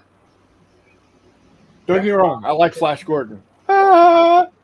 I'm not going to argue with you because I haven't listened to it, so I can't know everything to go on. So What? Have you not watched the movie Highlander? I haven't. You have not watched Who Highlander? doesn't know Flash Gordon? What's that? Oh, I've seen Flash Gordon. Absolutely, I've seen Flash Gordon. But Oh, I thought Highlander, you heard someone say that they didn't see Flash Gordon. I'm like, that just made me feel old. no. I've seen both. I'm just saying. I know, Reese, you're not a movie watcher per se. So I'll give it a shot once. Check out Highlander. So. It's got Sean Connery in it. Of course, he's got his standard Scottish accent playing a Egyptian that's dressed like a Spaniard. They From wore the- might have actually painted something. Hold on. Oh, From the There. from Ready, the go. 1800s. One movie I picked up the other day, I haven't got around to watching it yet, is Last of the Mohicans with Daniel Day-Lewis. It is a great movie. Now, before anybody asks Reese on that, it wasn't until about 5 years ago that I saw it for the first time. So Highlander? no, Last of the Mohicans. Last of the Mohicans. I love the soundtrack. I've listened to the soundtrack my entire life. I will find you. I love the book. And somebody told me it was nothing like the book. It's not. And so I said, okay, I'm going to wait till I can appreciate it as a separate form of art. What? That's way light. Aren't they usually darker? I will find Which is back black. What's supposed to be darker? Ashley, what's supposed to be darker? Oh, so I'm doing the Rebel. I'm starting to paint the Rebel uniforms, but it's because I primered them white. It's too much. So like, there's the I don't know. I can't see the camera over there. That's the Star Wars friggin' paint. Sandcrawler, but it's supposed to be a brown for the uniform pants, but it's going to be a little bit light. Too light. I'll put like Nolan oil or something on it. I'll darken it up. Let's see here. It's because I had to use a white primer. I didn't have my gray primer left. See, if they're supposed to be kind of dingy, then you should have used black. Whatever. So here's the great thing about, and we're talking about Star Wars Rebels. Yeah. Here's the great thing about painting Star Wars miniatures. Nobody can come to like, that's not the way it was historically. You know why? Because it was a long time ago in a galaxy far, far away, and none of us were there. Yeah, for sure. So they can, tell them to go kick rocks. Yeah, they're rebels, so they're going to use whatever they can dig up. Exactly. I mean, it's like the rebels in the American Civil War. Let me get. I'm going to catch up on some of this stuff. Sharing the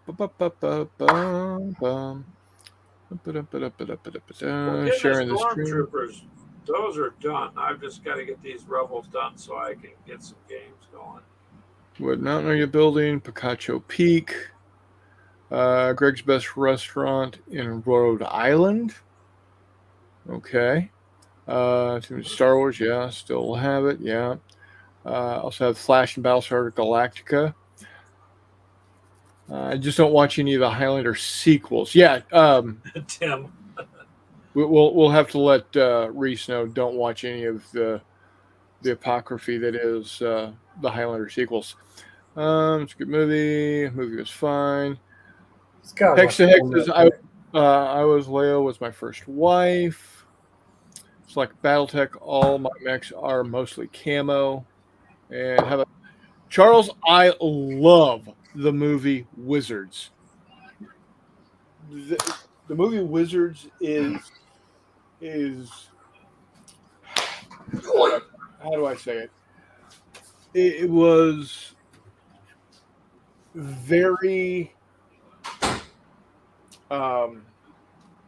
formative of the way I think. Okay, Reese, it's been brought up. Okay. Once you watch Highlander, stop. Stop reading. There are no other Highlander movies. Okay. Understand. Now, the Highlander TV series wasn't bad. Not great, but wasn't horrible. Is that the Scottish one where it's like 12 episodes or 12 seasons? I mean, I don't know how long it was, but it was the main actor was Duncan MacLeod, who was the cousin of Connor MacLeod, and it's in current day Paris or England or whatever the hell. And the main he gets sent back to like early. I don't remember. It was Adrian Paul is the character. The TV What is the series. premise of this movie? What, Highlander? Mhm. They're immortals. For everybody listening, I live under a rock, a very big rock. So I'm not giving anything away by saying there are immortals that live among us, There can only be one. and they fight each other. And to kill one, you have to cut off their head. Says yes. We'll leave it at that. It's got, like I said, it's got Sean Connery in it. It's got the main character is Christopher Lambert, which you might have seen him in Tarzan Legend of Greystoke. I keep wanting to say Legend of Grayskull, and that's a completely different story. Really good crossover. And also has Clancy Brown. Sean Connery was a hell of an actor, man. Let's see. There can only be one. Tim, don't give away my favorite restaurant. Sure, I want pictures of you and Leia. No, I don't want pictures of Hexy and Leia. Oh yeah, until Micah says you gain the power when you kill them. It's called the quickening. It goes into it, and again, not spoilery at all. But it's a good sci-fi / Oh, I was fantasy. thinking Outlanders. Never mind. You're thinking Outland, yeah. Yeah, I was thinking Outlanders. Oh yeah. No. Different. Yeah, in Highlander, the TV series, he lives on one of those long boats on the River Seine in Paris.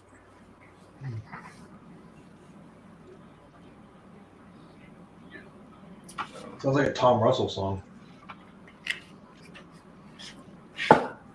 Sure, why not? I was just thinking about his song about Sterling Hayden. So I am currently putting 20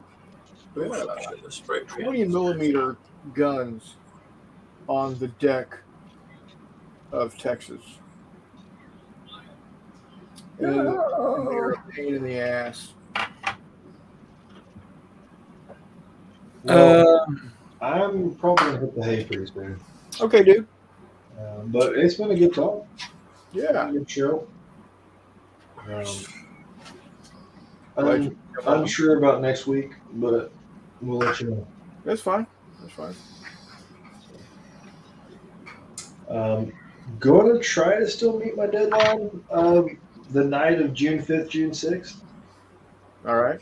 But I need to commandeer the kitchen table, and that may be a conflict of interest. So dear. we will see. Understand entirely. And my Germans are going to be unflocked for my first couple combat. Would you flock? Well, I glued them onto these round bases and lost all energy from basing. So, Understand. um, I get it. but yeah, thanks for the gracious 10 points for those 60 mil bases. Dude, the work you put in on those was really, really cool. If y'all haven't checked it out, you posted that in Discord, right? Yeah, why don't I just go get them because the pictures Yeah. don't do justice. I'll be right back. I have a display cabinet in my living room of everything I painted for the challenge, and at the end of the challenge, I'm just going to take a picture of the cabinet. Cool. So While he's gone, I'll explain. What he's done is he has a like a Brin gun team, 2 guys on a Brin gun, 1 gunner, 1 ammo feeder, and he magnetized the miniatures to the base. So when he loses like the ammo feeder, he can just remove the dude and still have the base there with the gunner. It's pretty cool. When he comes back, you'll see. It's nice. He did good work with it. So yeah, they're all right. The Wait, figures blow are it. everything special. It's the mechanics that are pretty cool. Yes. So It's cool. here's Saw my that big on Discord. and Looks then great. All I got to do is pop that off, pop him on get him set right, and those earth magnets just Yep. so. What size manager is that? That's 54 millimeter. That's 54, right, Reese? Yep, that's all I do. That's all he does. He's the one we got the boards from, or he put the boards up we got Oh, at the okay. auctions. So and then I've got my bring gun team with the same. Yeah, you had some nice stuff there, Reese. Thank you. Yeah. The boards that I can't take any credit for them. One of my high school buddies built them and then got out a Warhammer and gave them to me, and they sat in my basement for a long time. And then Oh man, we So- put them to use. They work great, especially for the 28 millimeter stuff. Yeah. Yeah, they were a little too small for my stuff. So Well, they got a good home. We use them. I took Lincoln logs and built like a couple of buildings over the trenches at one point and had like an urban fight. So So I have some Games Workshop like Citadel broken like churches type of structures that I'll Mhm. put on there, that's perfect. and it works. You can make like me your- small again. yeah. I'm proud of my face. Yeah, it works good.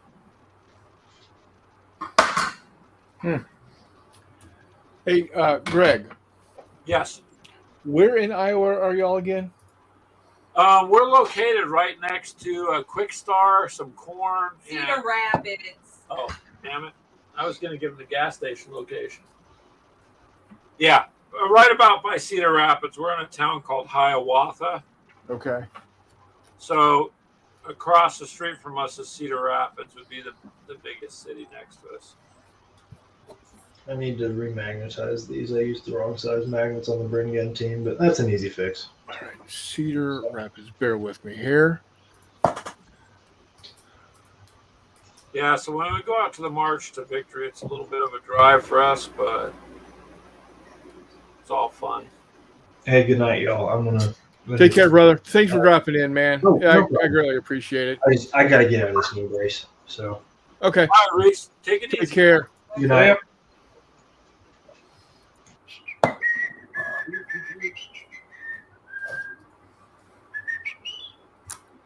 Okay.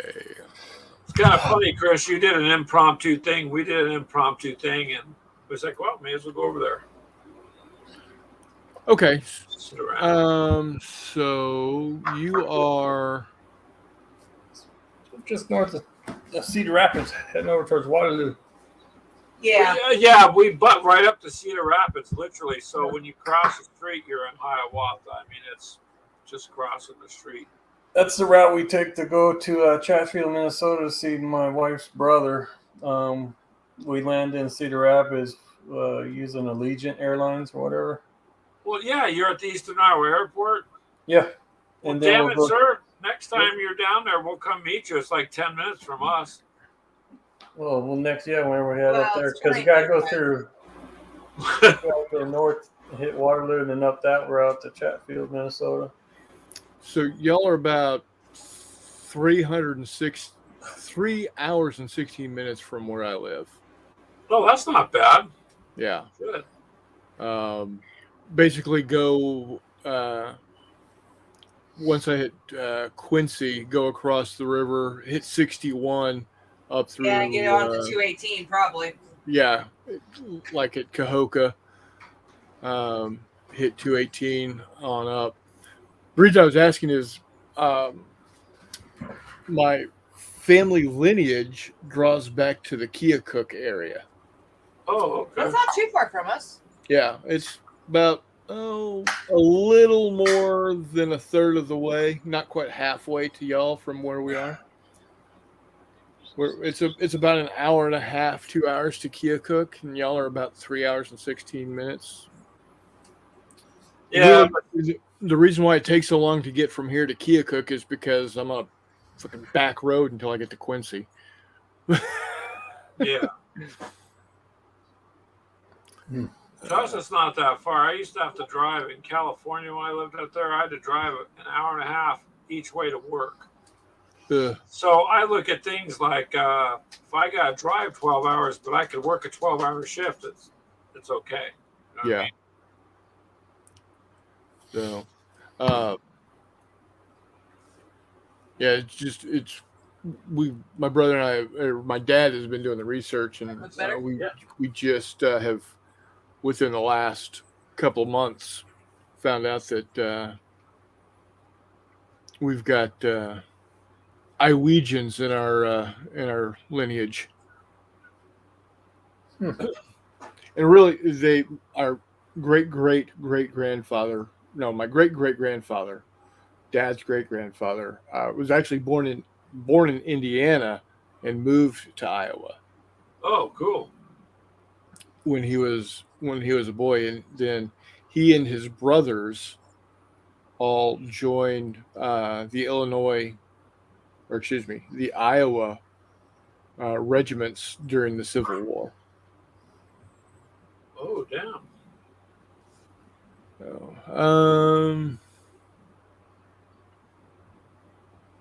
well, we're really not far from any of you guys, except for mini warm up. But yeah, well, I'm in Civilization. No. Dude, they test market Civilization out here. You know, before things go to other places, they literally test them out here. Phones, the self checkouts for the stores all got tested in Iowa first. Yeah. Here, could I use that paint pot over there? Oh man. Yeah, anyways, all I got left on this dumb thing is trying to put some more vegetation on here, and I'm gonna call it good. It looks great, man. I'm gonna blow you up here. I just dry brushed it and trying to throw some stuff on that there. Looks great, dude. Looks like a giant boot. Yeah. So put some it'll work. Claws. If you put some claws on the end, it looks like something Gene Simmons would wear. Yeah. But seriously, man, that looks really good. Great. I can only see it for this ACW game. I can't think about using it for something else. I mean, maybe Wasteland Warrior stuff. Oh yeah, absolutely. So, absolutely. Okay. Yeah. But yeah, I'm gonna get to the point where I'm like, okay, I'm tired of this. I want to move on to other things. so I gotta get the character sheets and all that going, and make Jeffy happy. So I told him, I said, you guys are more welcome to join in on the fight too. So yeah, why not? I mean, there's 13 to 11. That's plenty enough for other players to join in. Yeah. So a couple more at least. I don't have enough cavalry, so oh well. Anyways, you're not supposed to be on. They all rode up to the picket and then they got off their horses anyway. So,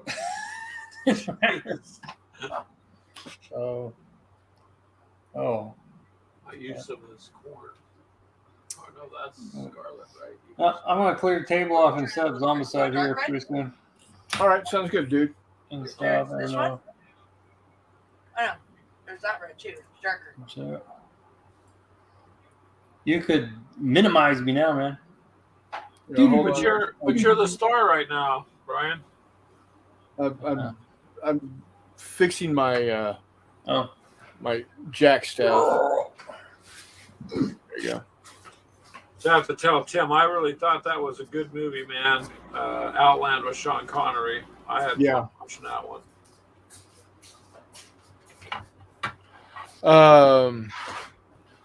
Let me see what's going on here. Could you have me the black? Now I tell you a good movie Or do you want this one? with Harrison Ford and Daniel Craig is Cowboys versus Aliens. Oh yeah. Oh, That is such a fun movie. Yeah. It's not going to win any awards, but damn, is it a fun movie? Clancy Brown's in that one too. Yeah.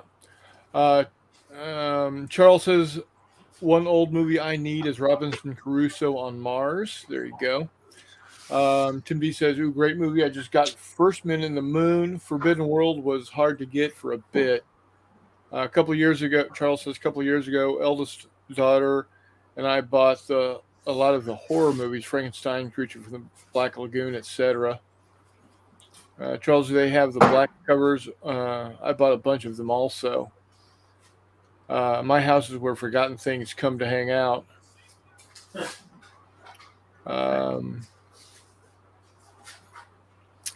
Tim D says you're going to need rangers to climb your mountain. Reese is still here. She's still here, just laying down with my knee straightened out. Dude, take care of your knee, man. We don't need you. We don't need everybody hobbling.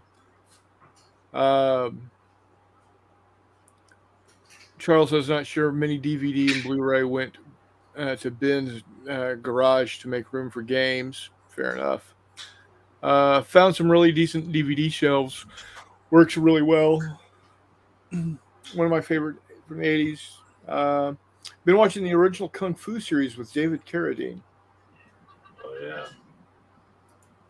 Oh yeah, I remember that show. Ashley, what are you painting? Xenos for the Zombicide.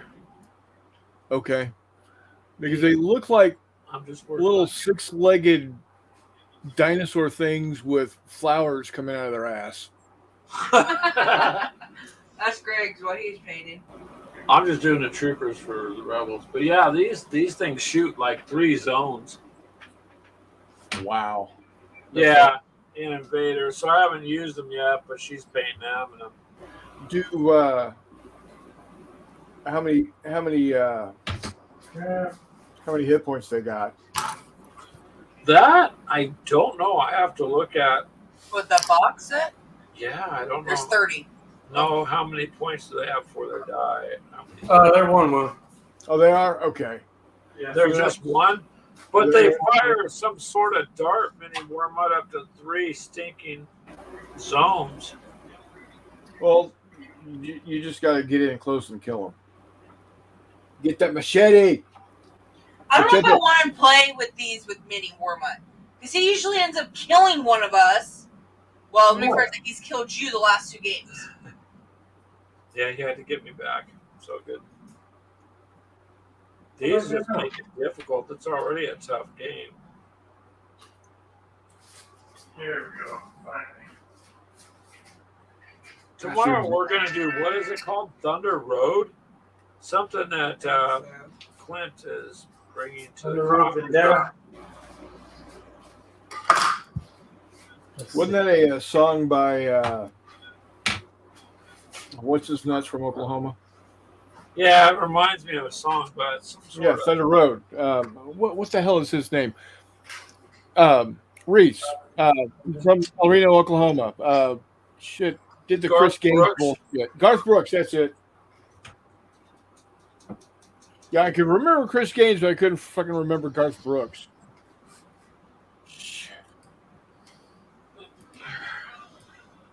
I used to live literally down the street from El Reno.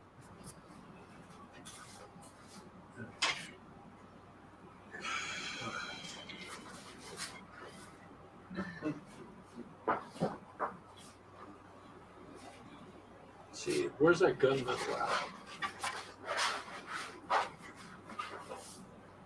That one? This is gun black. No, the gun metal works real good. I guess in that box. So many 20mm cannons. And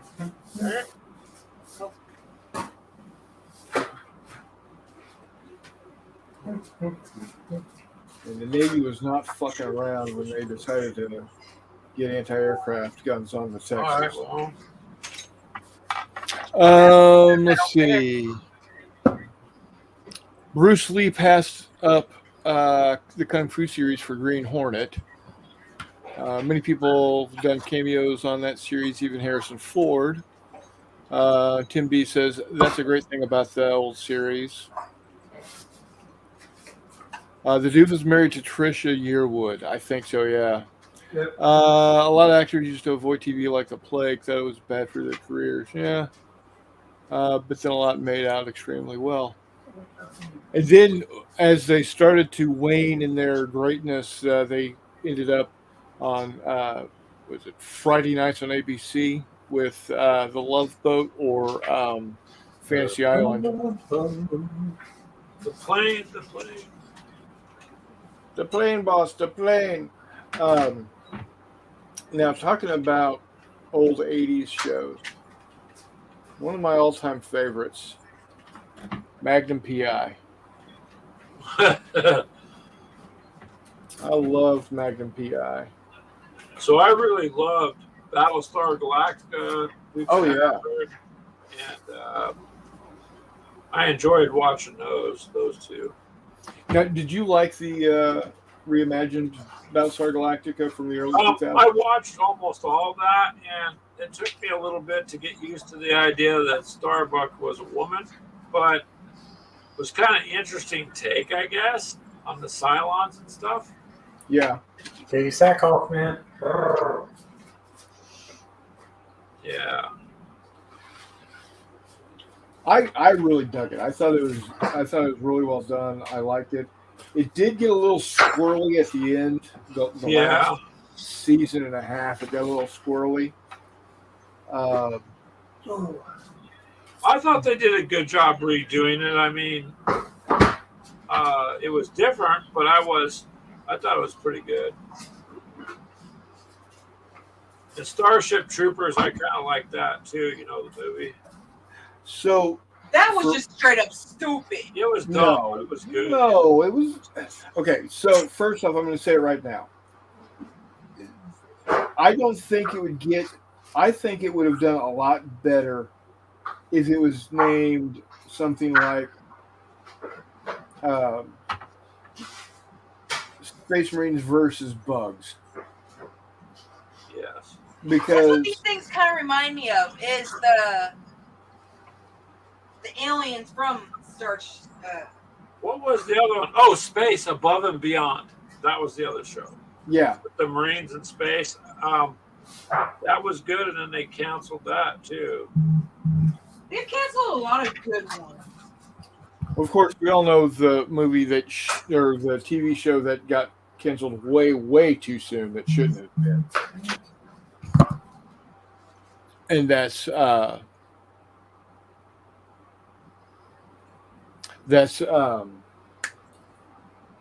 Firefly. Yes. I really liked the whole concept of that. So I never got into that one.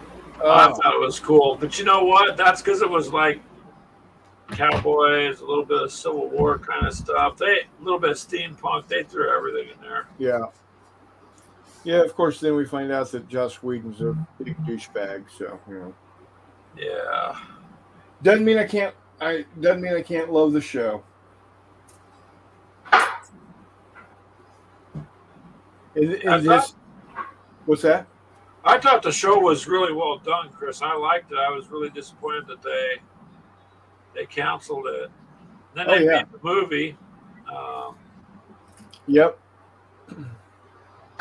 Kids liked it, but they did book and wash wrong in that movie. yeah. At least you found out where the Reavers came from. Right.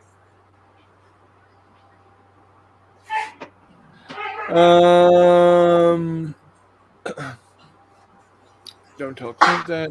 By the time of Love Boats, they had no careers and needed the rent money. Yeah, absolutely. Megan P.I., first time a good guy shot an unarmed bad guy on TV. Yeah, because you deserved it. Didn't like the take on the new Cylons. It looked like a cheap way out. But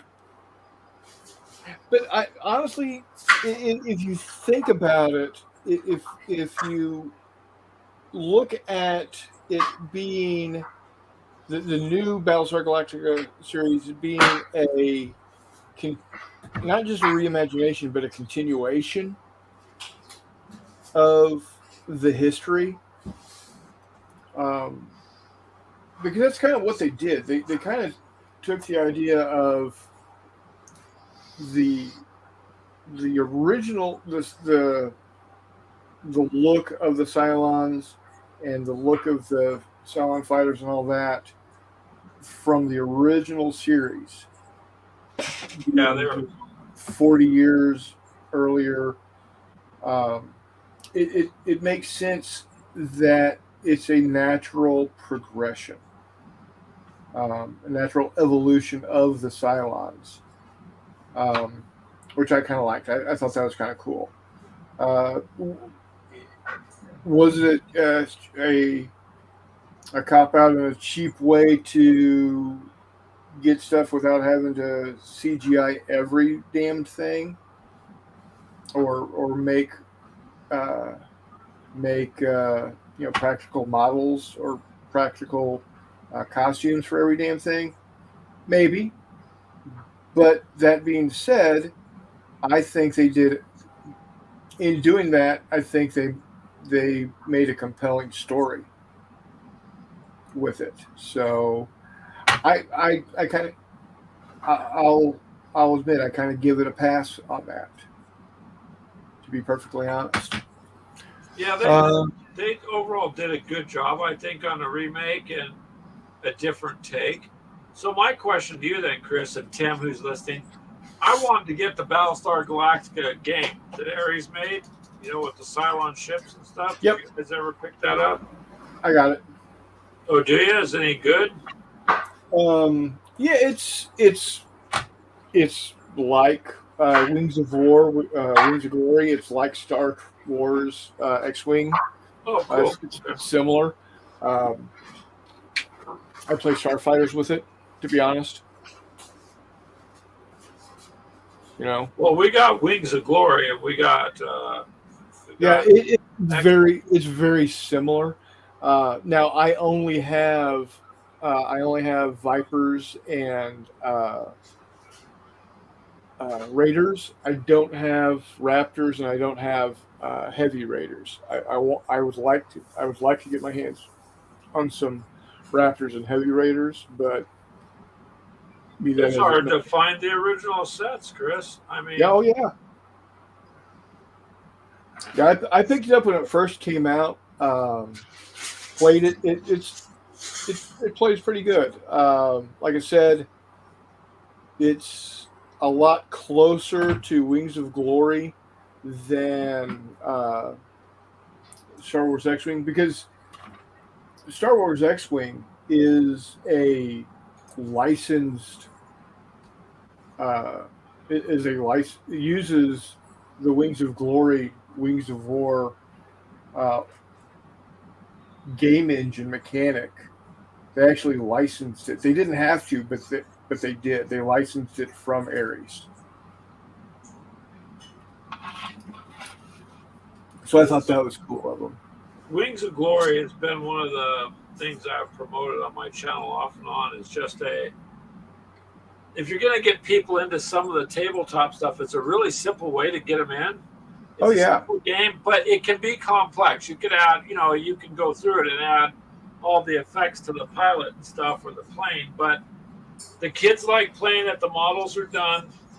I have one of the maps from areas for the countryside for Wings of Glory, which makes it nice. But Yeah. you could just friggin' do it on a tabletop, and it's simple. It's a simple way to get people interested in that kind of stuff. So if that's how it plays, that'd be great. But I've been caught up getting busy with some of this other stuff, and I'm like, damn, I want to do something with Battlestar Galactica, man. I like the show. Yeah. You got me on Zombicide, so. Yeah, I hear that guy's a jerk. Thank you. Yeah, he's like the plastic crack dealer in the area, so. I like Kolchak, Tim. Kolchak's good stuff.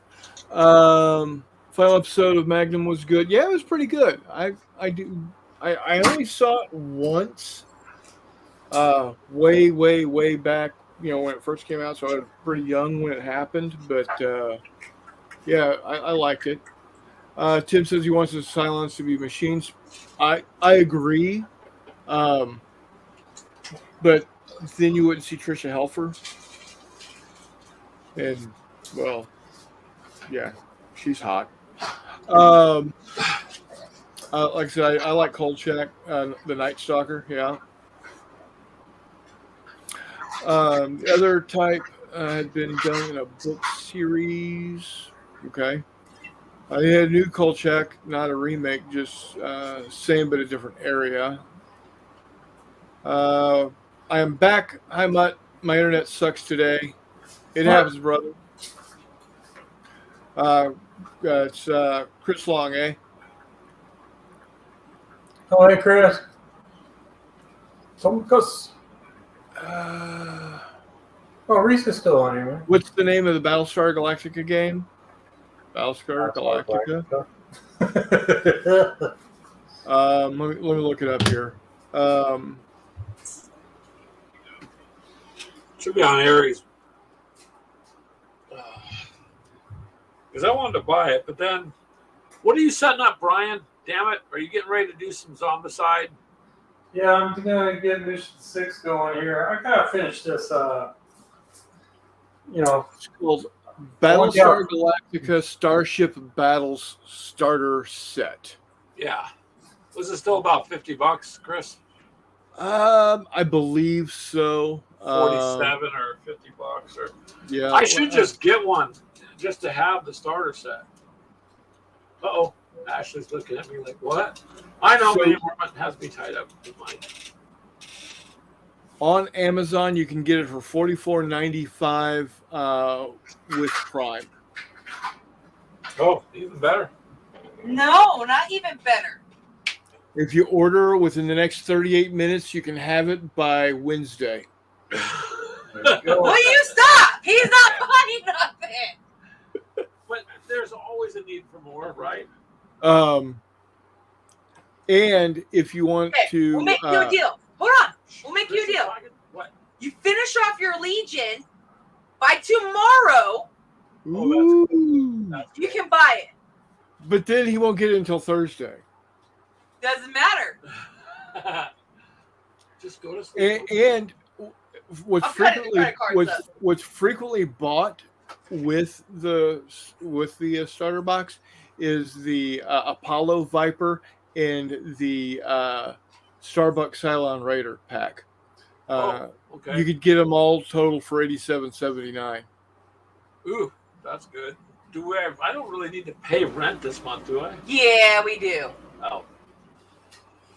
I'll just stand up by the freeway holding a sign. Okay, you know what? Get Minnie to buy it for you. Just show him a little leg. You probably got a grace period there, man. That's Here. a good job. Here's a little leg. Oh, wow. There you go. Oh, yeah? Oh, man, I can't do it. Oh, God, here we go. My leg showing? Woo! Look at that cab. Tim's right. Ship's free, right? Because I have Amazon Prime. So Now, this is something that I got a hold of that I really am proud of. what you got? Oh, damn, that's nice. Let's get the toy one, huh? Is it?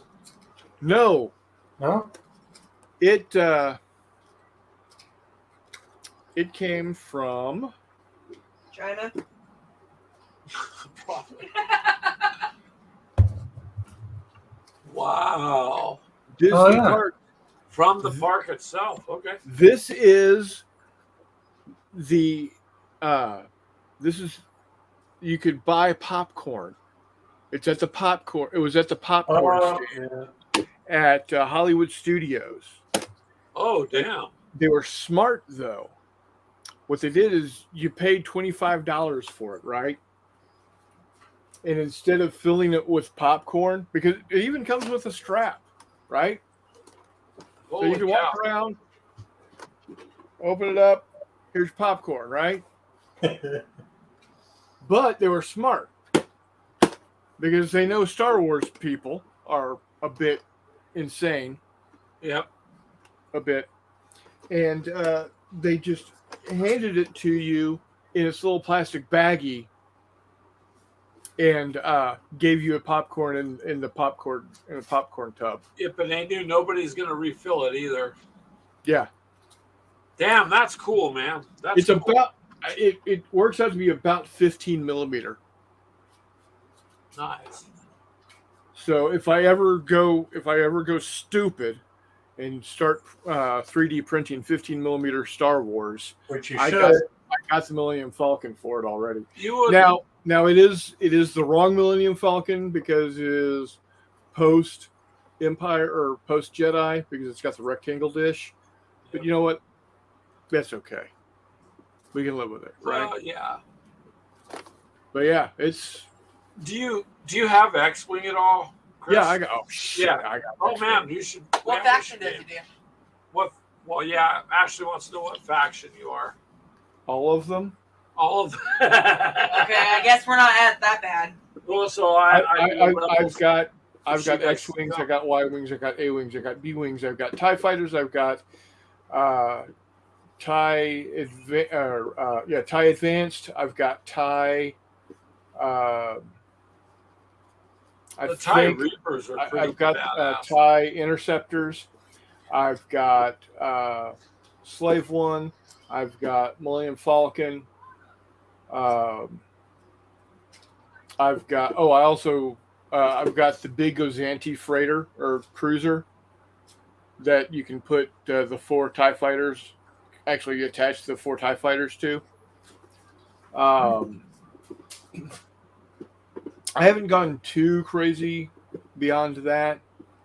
I would like to get a hold of Razor Crest because I think it's cool. And then I've also got Armada. I've got a Imperial Star Destroyer. I've got the little Star Destroyer that comes in the starter box. I've got the Nebulon B. I've got the CR-90. I've got the X-Wing set. I got the TIE Fighter set. I've got the Smugglers set. You got a little bit of everything, man. Yeah. So, not as bad as my buddy Eric. My buddy Eric, he's got the Super Star Destroyer. Oh yeah, Ashley's brother has one of the Star Destroyers. Actually, it's Keegan's. No, yeah, he sold it to Keegan, Yep. huh? Yeah. Is it the big 2-foot executor? Yeah. So what we call it is the plow because when you put it on the table, It's called a pain in my it ass. simply just goes through everything. I mean, you have to get behind it to destroy the engines. Well, in my opinion, that thing should be there for one reason and one reason only, and it should be it's a set piece that's there for an objective. It should not be its own fighting. Yeah. because it just pushes itself across the table, man. Really, it's kind of unstoppable. Let's see. It's,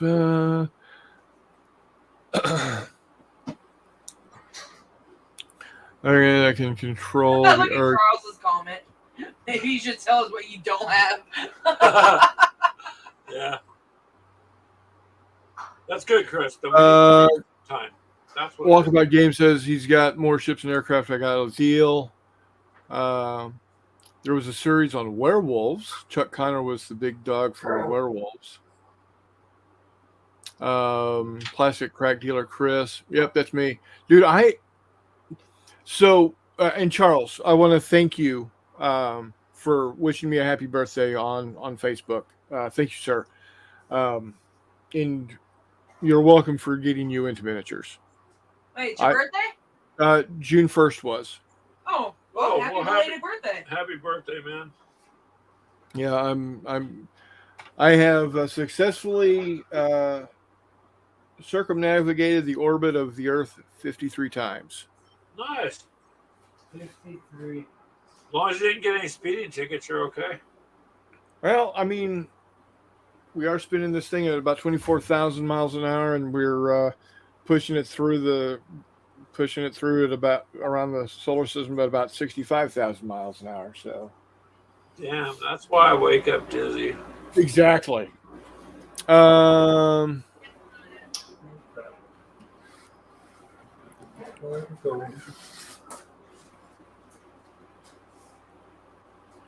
He had Tim had the model that lit up of the Millennium Falcon, which you still had it. The movie Enterprise was a nice light up model also. Yeah, it was. I went down the gravity well. I've gone down the gravity well several times with several games. I am extremely lucky to have a wife that understands. Yeah. But to be fair, she has painted her own miniatures. She likes painting miniatures, but her true passion is quilting. And I'm going to tell you right now, that shit ain't cheap. Quilting, no. No, it's not. It used to be. But I had no problems spending. Well, my brother and I spent $1,000 on the printer that decided to flambe itself recently. Of course, this was about 7 years ago that we bought it. That being said, I had no problem spending that money because the sewing machine that she's got in her craft room right now, we bought 15, 16 years ago. Is that long ago? No, not that long ago. 10 or 12 years ago. And it was $1,000 by itself. Ouch. And it's not even a high end one. They've got, her mom had one that Donna now has because her mom passed away a couple of years ago. I think that one was about $2,500. And still, that's not one of the expensive ones. There are sewing machines out there that cost more than my car that I'm driving now. oh yeah, that's For a GW sewing bought them out. machine. That's because GW bought them out. Yeah.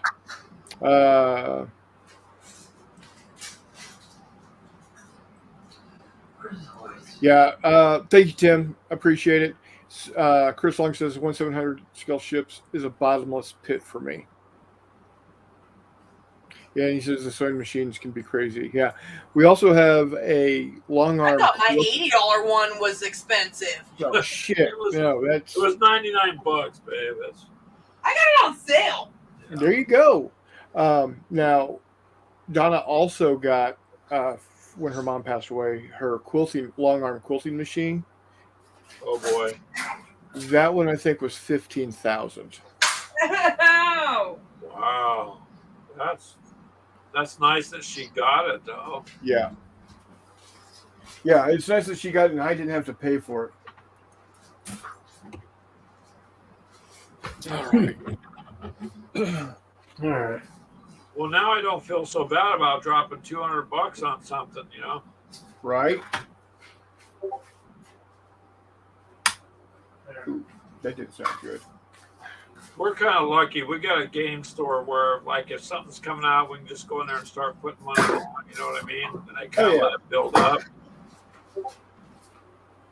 Yeah, like 10th edition. You better go in there I don't know what to do at 10th edition. Monday after you get off work. Just not. Just Oh, you don't. didn't get your Leviathan?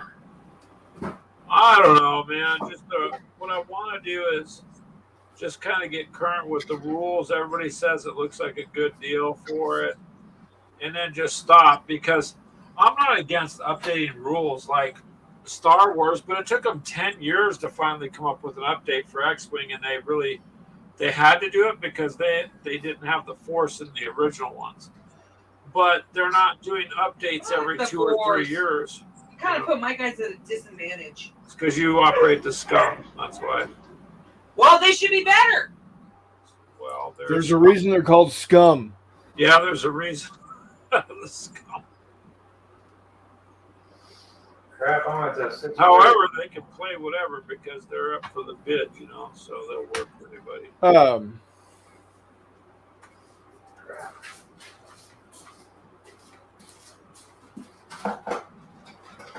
Tim D says the stuff the new sewing machines can do is incredible. I made all my daughter's costumes. I'll never go naked. That's a good thing. Yes.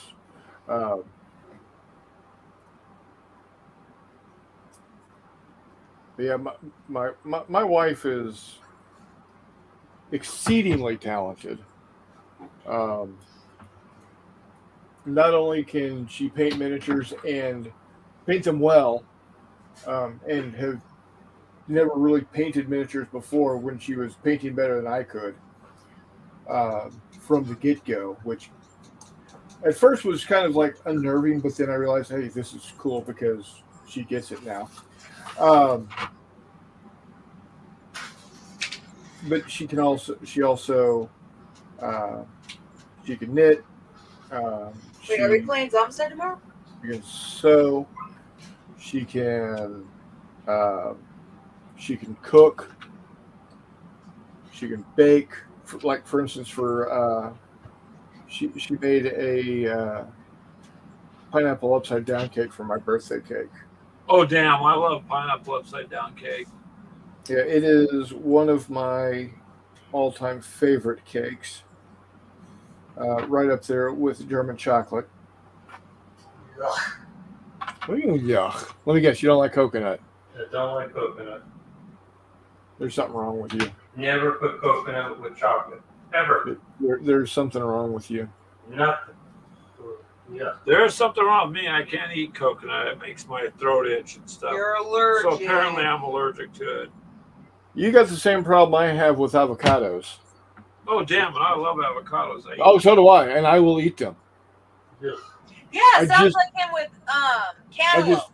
I just hit. Oh, I'm the same way with cantaloupe. I just hit myself up with some Benadryl and call it good. Yeah. Don't give him any ideas.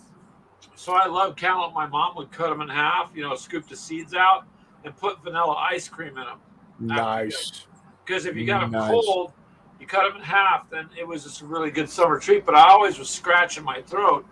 And one day, someone says, that's a sign of anaphylactic shock. And I'm like, oh, cool. Well, I haven't died yet. Yep, not yet.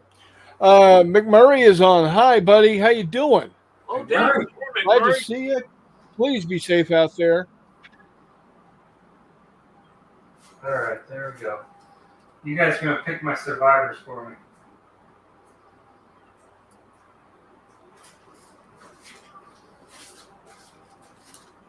Yay, nay? Yeah, we can do that. Okay. So many 20 millimeter guns and 40 millimeter guns. I still have. Oh man, I still got. Looks like 1, 2, 3, 4, 5, 6, 7, 8. It looks like 10 more 20 millimeter gun mounts have got to go on. And then it looks like 1, 2, 3, 4, 5, 6, 7, 8 more 40 millimeter gun mounts.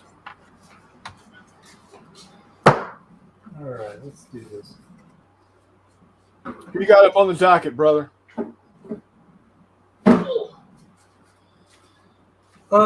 Switch camera. Oh, let's switch the camera here. Tim, this is USS Texas BB-35. Her late 44, 45 version, 1/700 scale. See, now I look 5 years younger, don't I? When I don't have a goatee on. 5? 5, 10 years younger, maybe? Dude, you look like you're 12. I know. Doggone. Did he shave? Oh, Yeah. wow. Yeah. Oh, damn, he did. Yep. After a while, I still don't have a good beard trimmer. The one is dull and pulls the whiskers, and that hurts. And stuff. So, let's see. 1, 2, 3, 4, 5, 6, 7, 8. Damn it. 16, 17, 18, 19. What? What are you laughing at? Walkabout games. Oh, baby face. Okay. Who wants to go first? 1 through 46. Someone pick a number. 42. Good gosh, I have to pick one. All right. The answer to life, universe, and everything.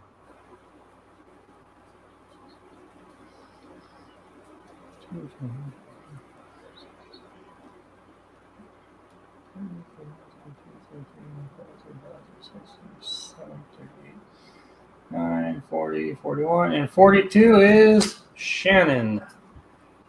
Shannon, huh? Shannon. This is Shannon, the one that you always like to be, Greg. Shannon. I've been that character a couple times. Yeah. Not that. So there's one. 35. 35.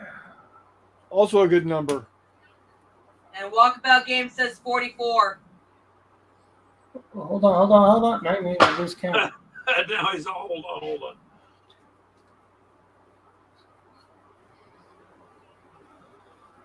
Empire says 24.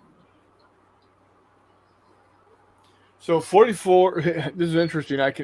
Going back to what we were talking about earlier with F1 racing, 44 is Lewis Hamilton, and 24 in NASCAR is Jeff Gordon.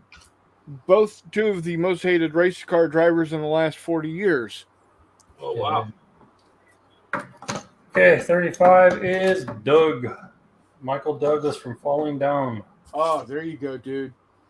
So, Great movie. That was also a good movie. yeah, and then we got. And we've been all over. 44 and 24. Okay.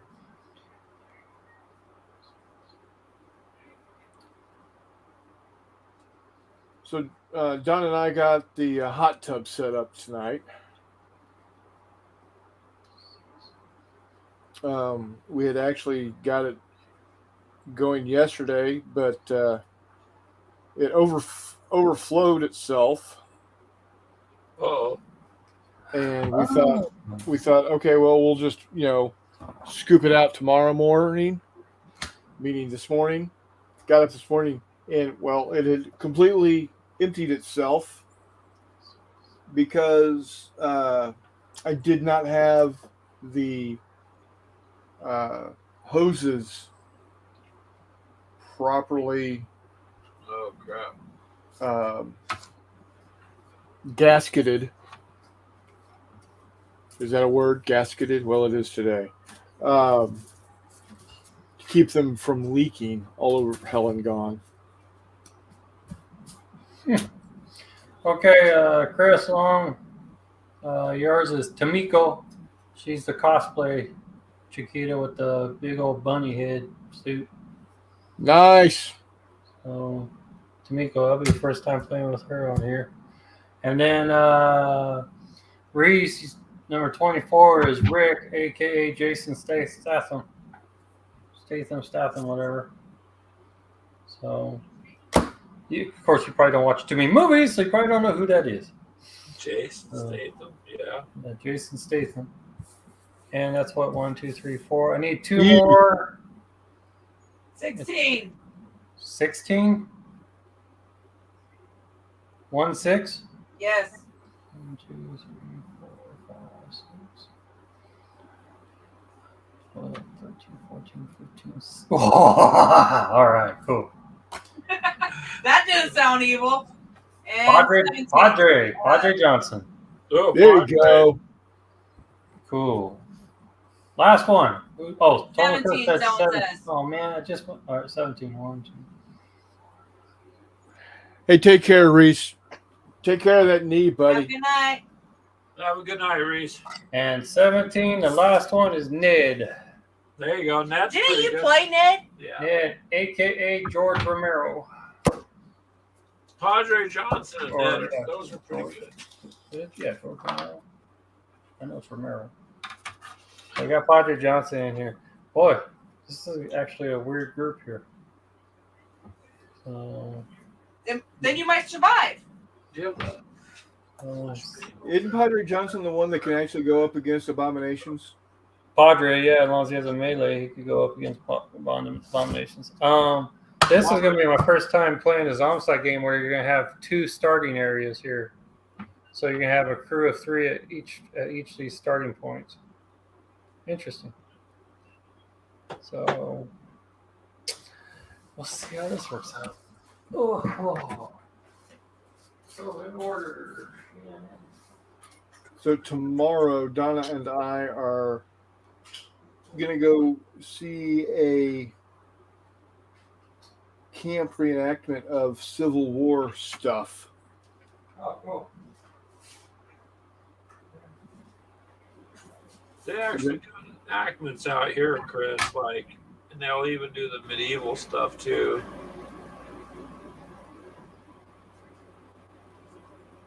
What? They had a big World War II setup last year that me and Clint went to. It's pretty cool. Yeah, I really in Austin at Camp Mabry, they have an annual in April. They've got an annual reenactment weekend. In fact, one of my first videos on my channel is a slideshow of photos that Don and I took one year at the reenactment. Oh, And I made sure that I didn't get any photos of anachronistic items like cars or planes or anything. So I gave it a filter to look like they were color photos Undead or alive. from 1945.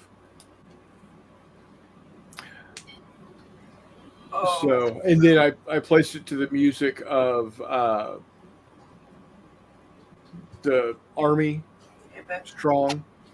You know, you've heard it from the on the Army TV ads. Bum, bum, bum, bum, bum, bum, bum, bum.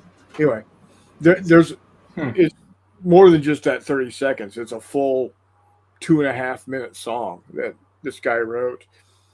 And so I put the slideshow to that, and yeah, if anybody's interested, it's out there on my channel. Actually, let me entertain you.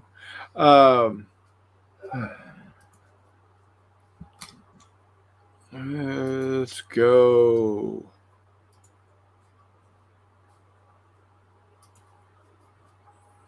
In fact, it was my very first video. I published it on July 1st, 2010. It's got 392 views. Well, there you go. That was way back. Yeah. Okay, let's go here.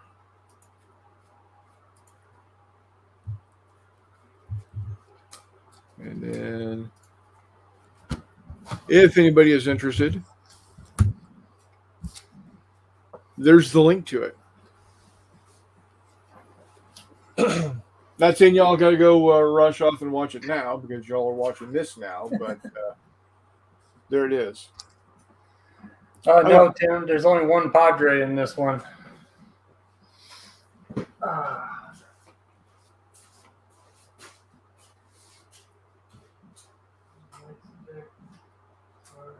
So, are all of those quote unquote famous survivors they come up with? Are those official zombie side characters? Yep. Okay. Yep. They just put different names, obviously, because of Well, yeah, for copyright reasons. I didn't know if those were made by if they were fan made or not. Well, no, some of them are their own. They weren't inspired by anyone. They're their own character, but a lot of them were inspiration. Inspired by other actors around. Okay.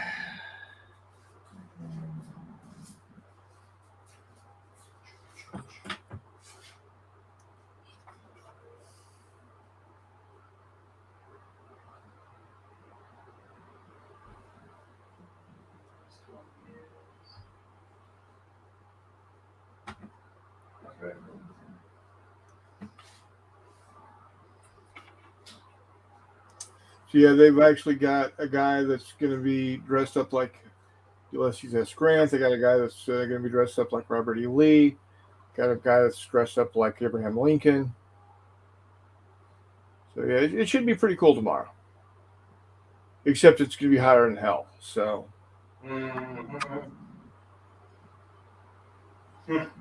I know Warmoth's going to say, "Oh, that's not hot," but when you're talking tomorrow, it's going to be. Oh, actually, no, it's going to be cooler than I thought. It's only going to be 86 tomorrow. Oh wow! Now, originally they were saying it's going to be like mid 90s, and it was going to be mid 90s and like 60% humidity. Now it's been actually pretty unseasonably cool around here. We only been getting into like 100, 102, whatever. But our mornings are pretty nice at 65, 67 degrees around 4 o'clock. That's what we've been having for lows. Yeah. And like right now it's 88 right now, but give it another couple of weeks and then I'll be talking to you at this time. Oh, it's only 105 right now, 10 o'clock at night. So, but it is what it is. Just gotta get through it. So, whatever.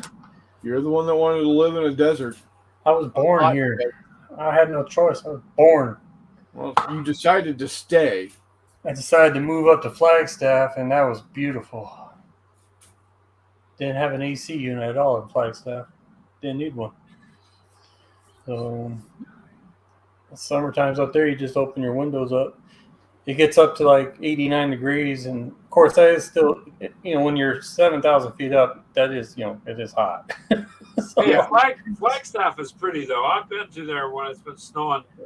Phoenix now, dude. I was roofing when I was younger in Phoenix, and I was like, "That's it, I'm done." Oh, crazy. Fuck that! Yeah, I was doing, the clay tiles. You got to pitch them clay tiles. Yeah. 7 a.m. It's 100-something degrees. The steering wheel's hot in the car, and you're like.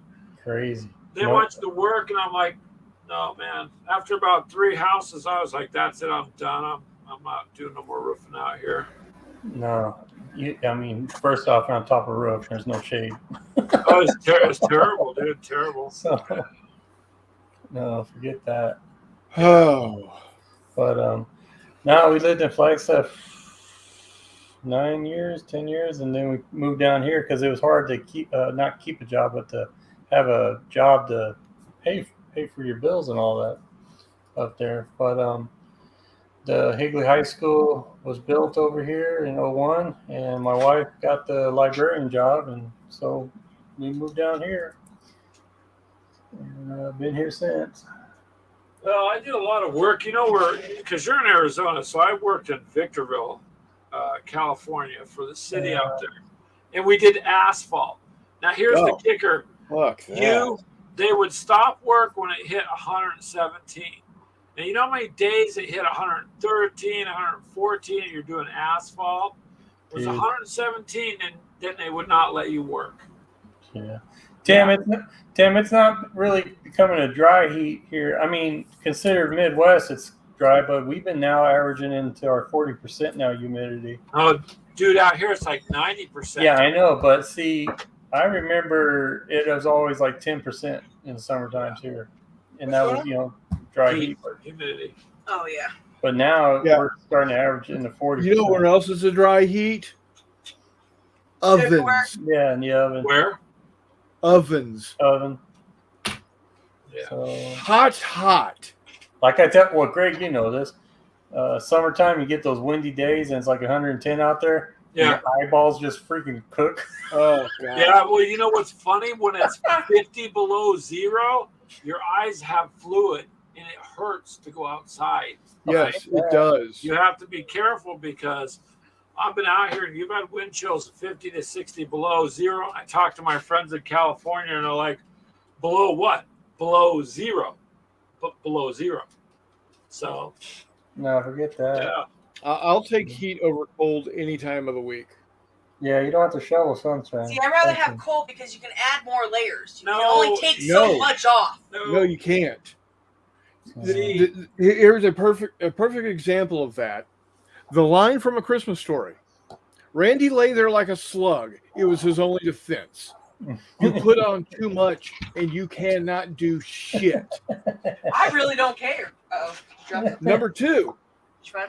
if it is 95 degrees and I'm sitting under a tree in the shade, I'm not going to die. Yeah. If it is 20 degrees and I'm sitting under the same fucking tree, I'm going to die. Well, yeah. Either way, I mean, it's where Mini Wormwood's at. I know it's hot as hell out there. Flagstaff I liked, but I've been up there in Flagstaff in the snow too because of the higher elevation. Oh, yeah. So I did work all over. But it's not as cold. Well, that's the thing. See, in Flagstaff, what's neat about it, you get that snow, and it only sticks around maybe for 2 or 3 days. Yeah, see, here it sticks around for, 4 or 5 months. Yeah. So, but, I remember that. I used to work at the airport in Kansas City at the Hertz rental lot. Oh, wow. Doing this is back when they didn't have built-in NavSat GPS units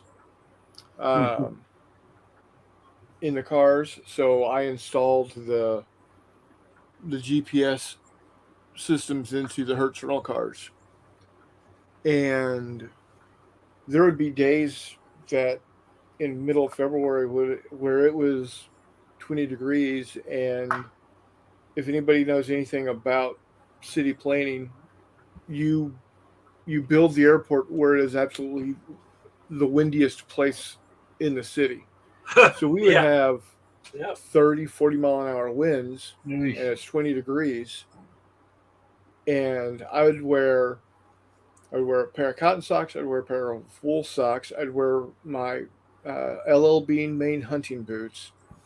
I would wear my regular pair of underwear, long johns, blue jeans, sweatpants, Carhartt bib overalls. Long sleeve thermal underwear on shirt, a regular t-shirt, a flannel, a hoodie, a Carhartt jacket, and my full face mask. I'm going to rob a fucking bank because I don't want my face to hurt as much. And I would be in that for 12 hours outside. I would come home. I would be so cold and I would hurt so much. My joints would hurt so much that I would get in a hot bath and sit in that hot bath until the water became room temperature and I was still cold. You know what I Fuck learned? cold. I learned, Chris, if when I first got out here, I'm like, damn, my toes are cold because I was framing houses and it'd be snowing, so you'd be on a ladder. You couldn't even see the other side of the house. Yeah. But one of the guys told me, he goes, what you got on for socks? And I told him, he goes, you got too much. Your feet are going to sweat. And then when they sweat, they get cold. So I learned I was not layering correctly, and I literally was causing myself to freeze when I shouldn't have. So like you wear like cotton, and then if you wear wool over the cotton, wool holds the heat even if it's cold, right? So yeah, that's what I would wear a pair of cotton socks, and then a pair of wool socks because the cotton wicks the moisture away from your feet, and the wool keeps your feet warm. But no, now if I'm hot, it's simple: light t-shirt, pair of shorts, and a cool washcloth right there on the back of my neck. Boom, done. I'm good to go. So you get climatized because one day building decks on some new homes, it was like, well, the sun's out, it's hot. I took off my coat, my hoodie, and it was like 19 degrees, dude. And but you just got used to that kind of stuff. So now, to be fair, if it's sunny and there's no wind, I can be outside when it's 45 in just a long sleeve t-shirt. Yep. And not be a problem. Now, I do that in Texas, and I'm putting on fucking parkas and looking for my tauntaun.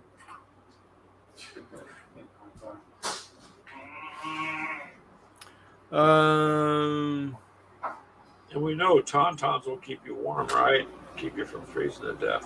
Well, you know what the internal temperature of a tauntaun is? Yes, lukewarm. Yep. So if Chewie is short for Chewbacca, Annie is short for Anakin, and R2 is short for R2D2, what's Luke short for? Oh boy, I don't know. A stormtrooper. Oh, anyways. What was it, Chris? A stormtrooper. Trooper. Well, yeah. I don't know. The only thing I thought with Star Wars, I felt bad for R2D2. They censored the hell out of him. Everything is bleeped out. Oh, wow. Well, because he's got the filthiest fucking mouth on the face of the galaxy. Yeah. Bleep, bleep, bleep, bleep. Okay, man, that's getting bad. No, it's just, it's funny. Oh, man. Tim you kind of like C-3PO, Mini Warmutt. C-3PO? Yeah. Tim says it was low when I was out there. It was an oven, but my grandmother loved it. He also says warmth is nice. Telemachus says just put 100 hand warmers in your drawers. Dude, if only. Tim D said, did the hyperthermia route, not fun, very painful. Yeah, I can't. I physically hurt when I'm cold.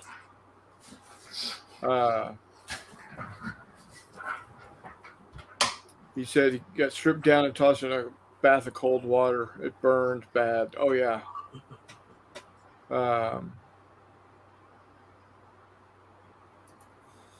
Now if you are cold and there is snow and it's colder than 32, bury yourself in the snow. Because you, at that point in time, won't get colder than 32 degrees. I was wondering, you got those igloos. Yep. So, yeah. Anyway. All right. Well, I'm a bail here because Yeah. I'm about to do the same thing. It's midnight now here. That's right. You guys are We've together, actually right? gone for about too. 2:44. 2 That's hours all right. and 44 minutes. It was fun hanging out, man. So thank Yeah. you. If I'm not doing things on Saturday, this is a normal thing for us. So Well, that's what we did. And Jeff saw Chris is doing a live show. And I'm like, damn, I was watching you while doing our own live stream because we were just goofing off painting. So Yeah. yeah. So yeah, on Saturdays, if y'all just want to hop on here, more than happy. Or I can come hang with you guys over in your channel from time to time. Yeah, because I was watching both because someone didn't send the link when they said they did, and I'm like, well, okay, I'll just go watch Greg's and stuff, and then I'll come back and watch Chris, and then I'll ask for a link, and then I know I get this text. I swear to God, I sent that link. I apologize. I was like, oh, was it? But anyways, but now I figured out a new little I don't know what you call it, an acronym or whatever, LINK though. So yeah. So all right, guys. All right. Tim, have a good night, you guys. Tim and Telemachus and Toodles. Chris Long and Jeffy and Reese and Walkabout, Chris Long and Hexy. All you guys, thanks for McMurray. Yeah. Thanks for dropping in. Y'all have a great rest of your weekend. And until next time, we will see you on the flip side. All right.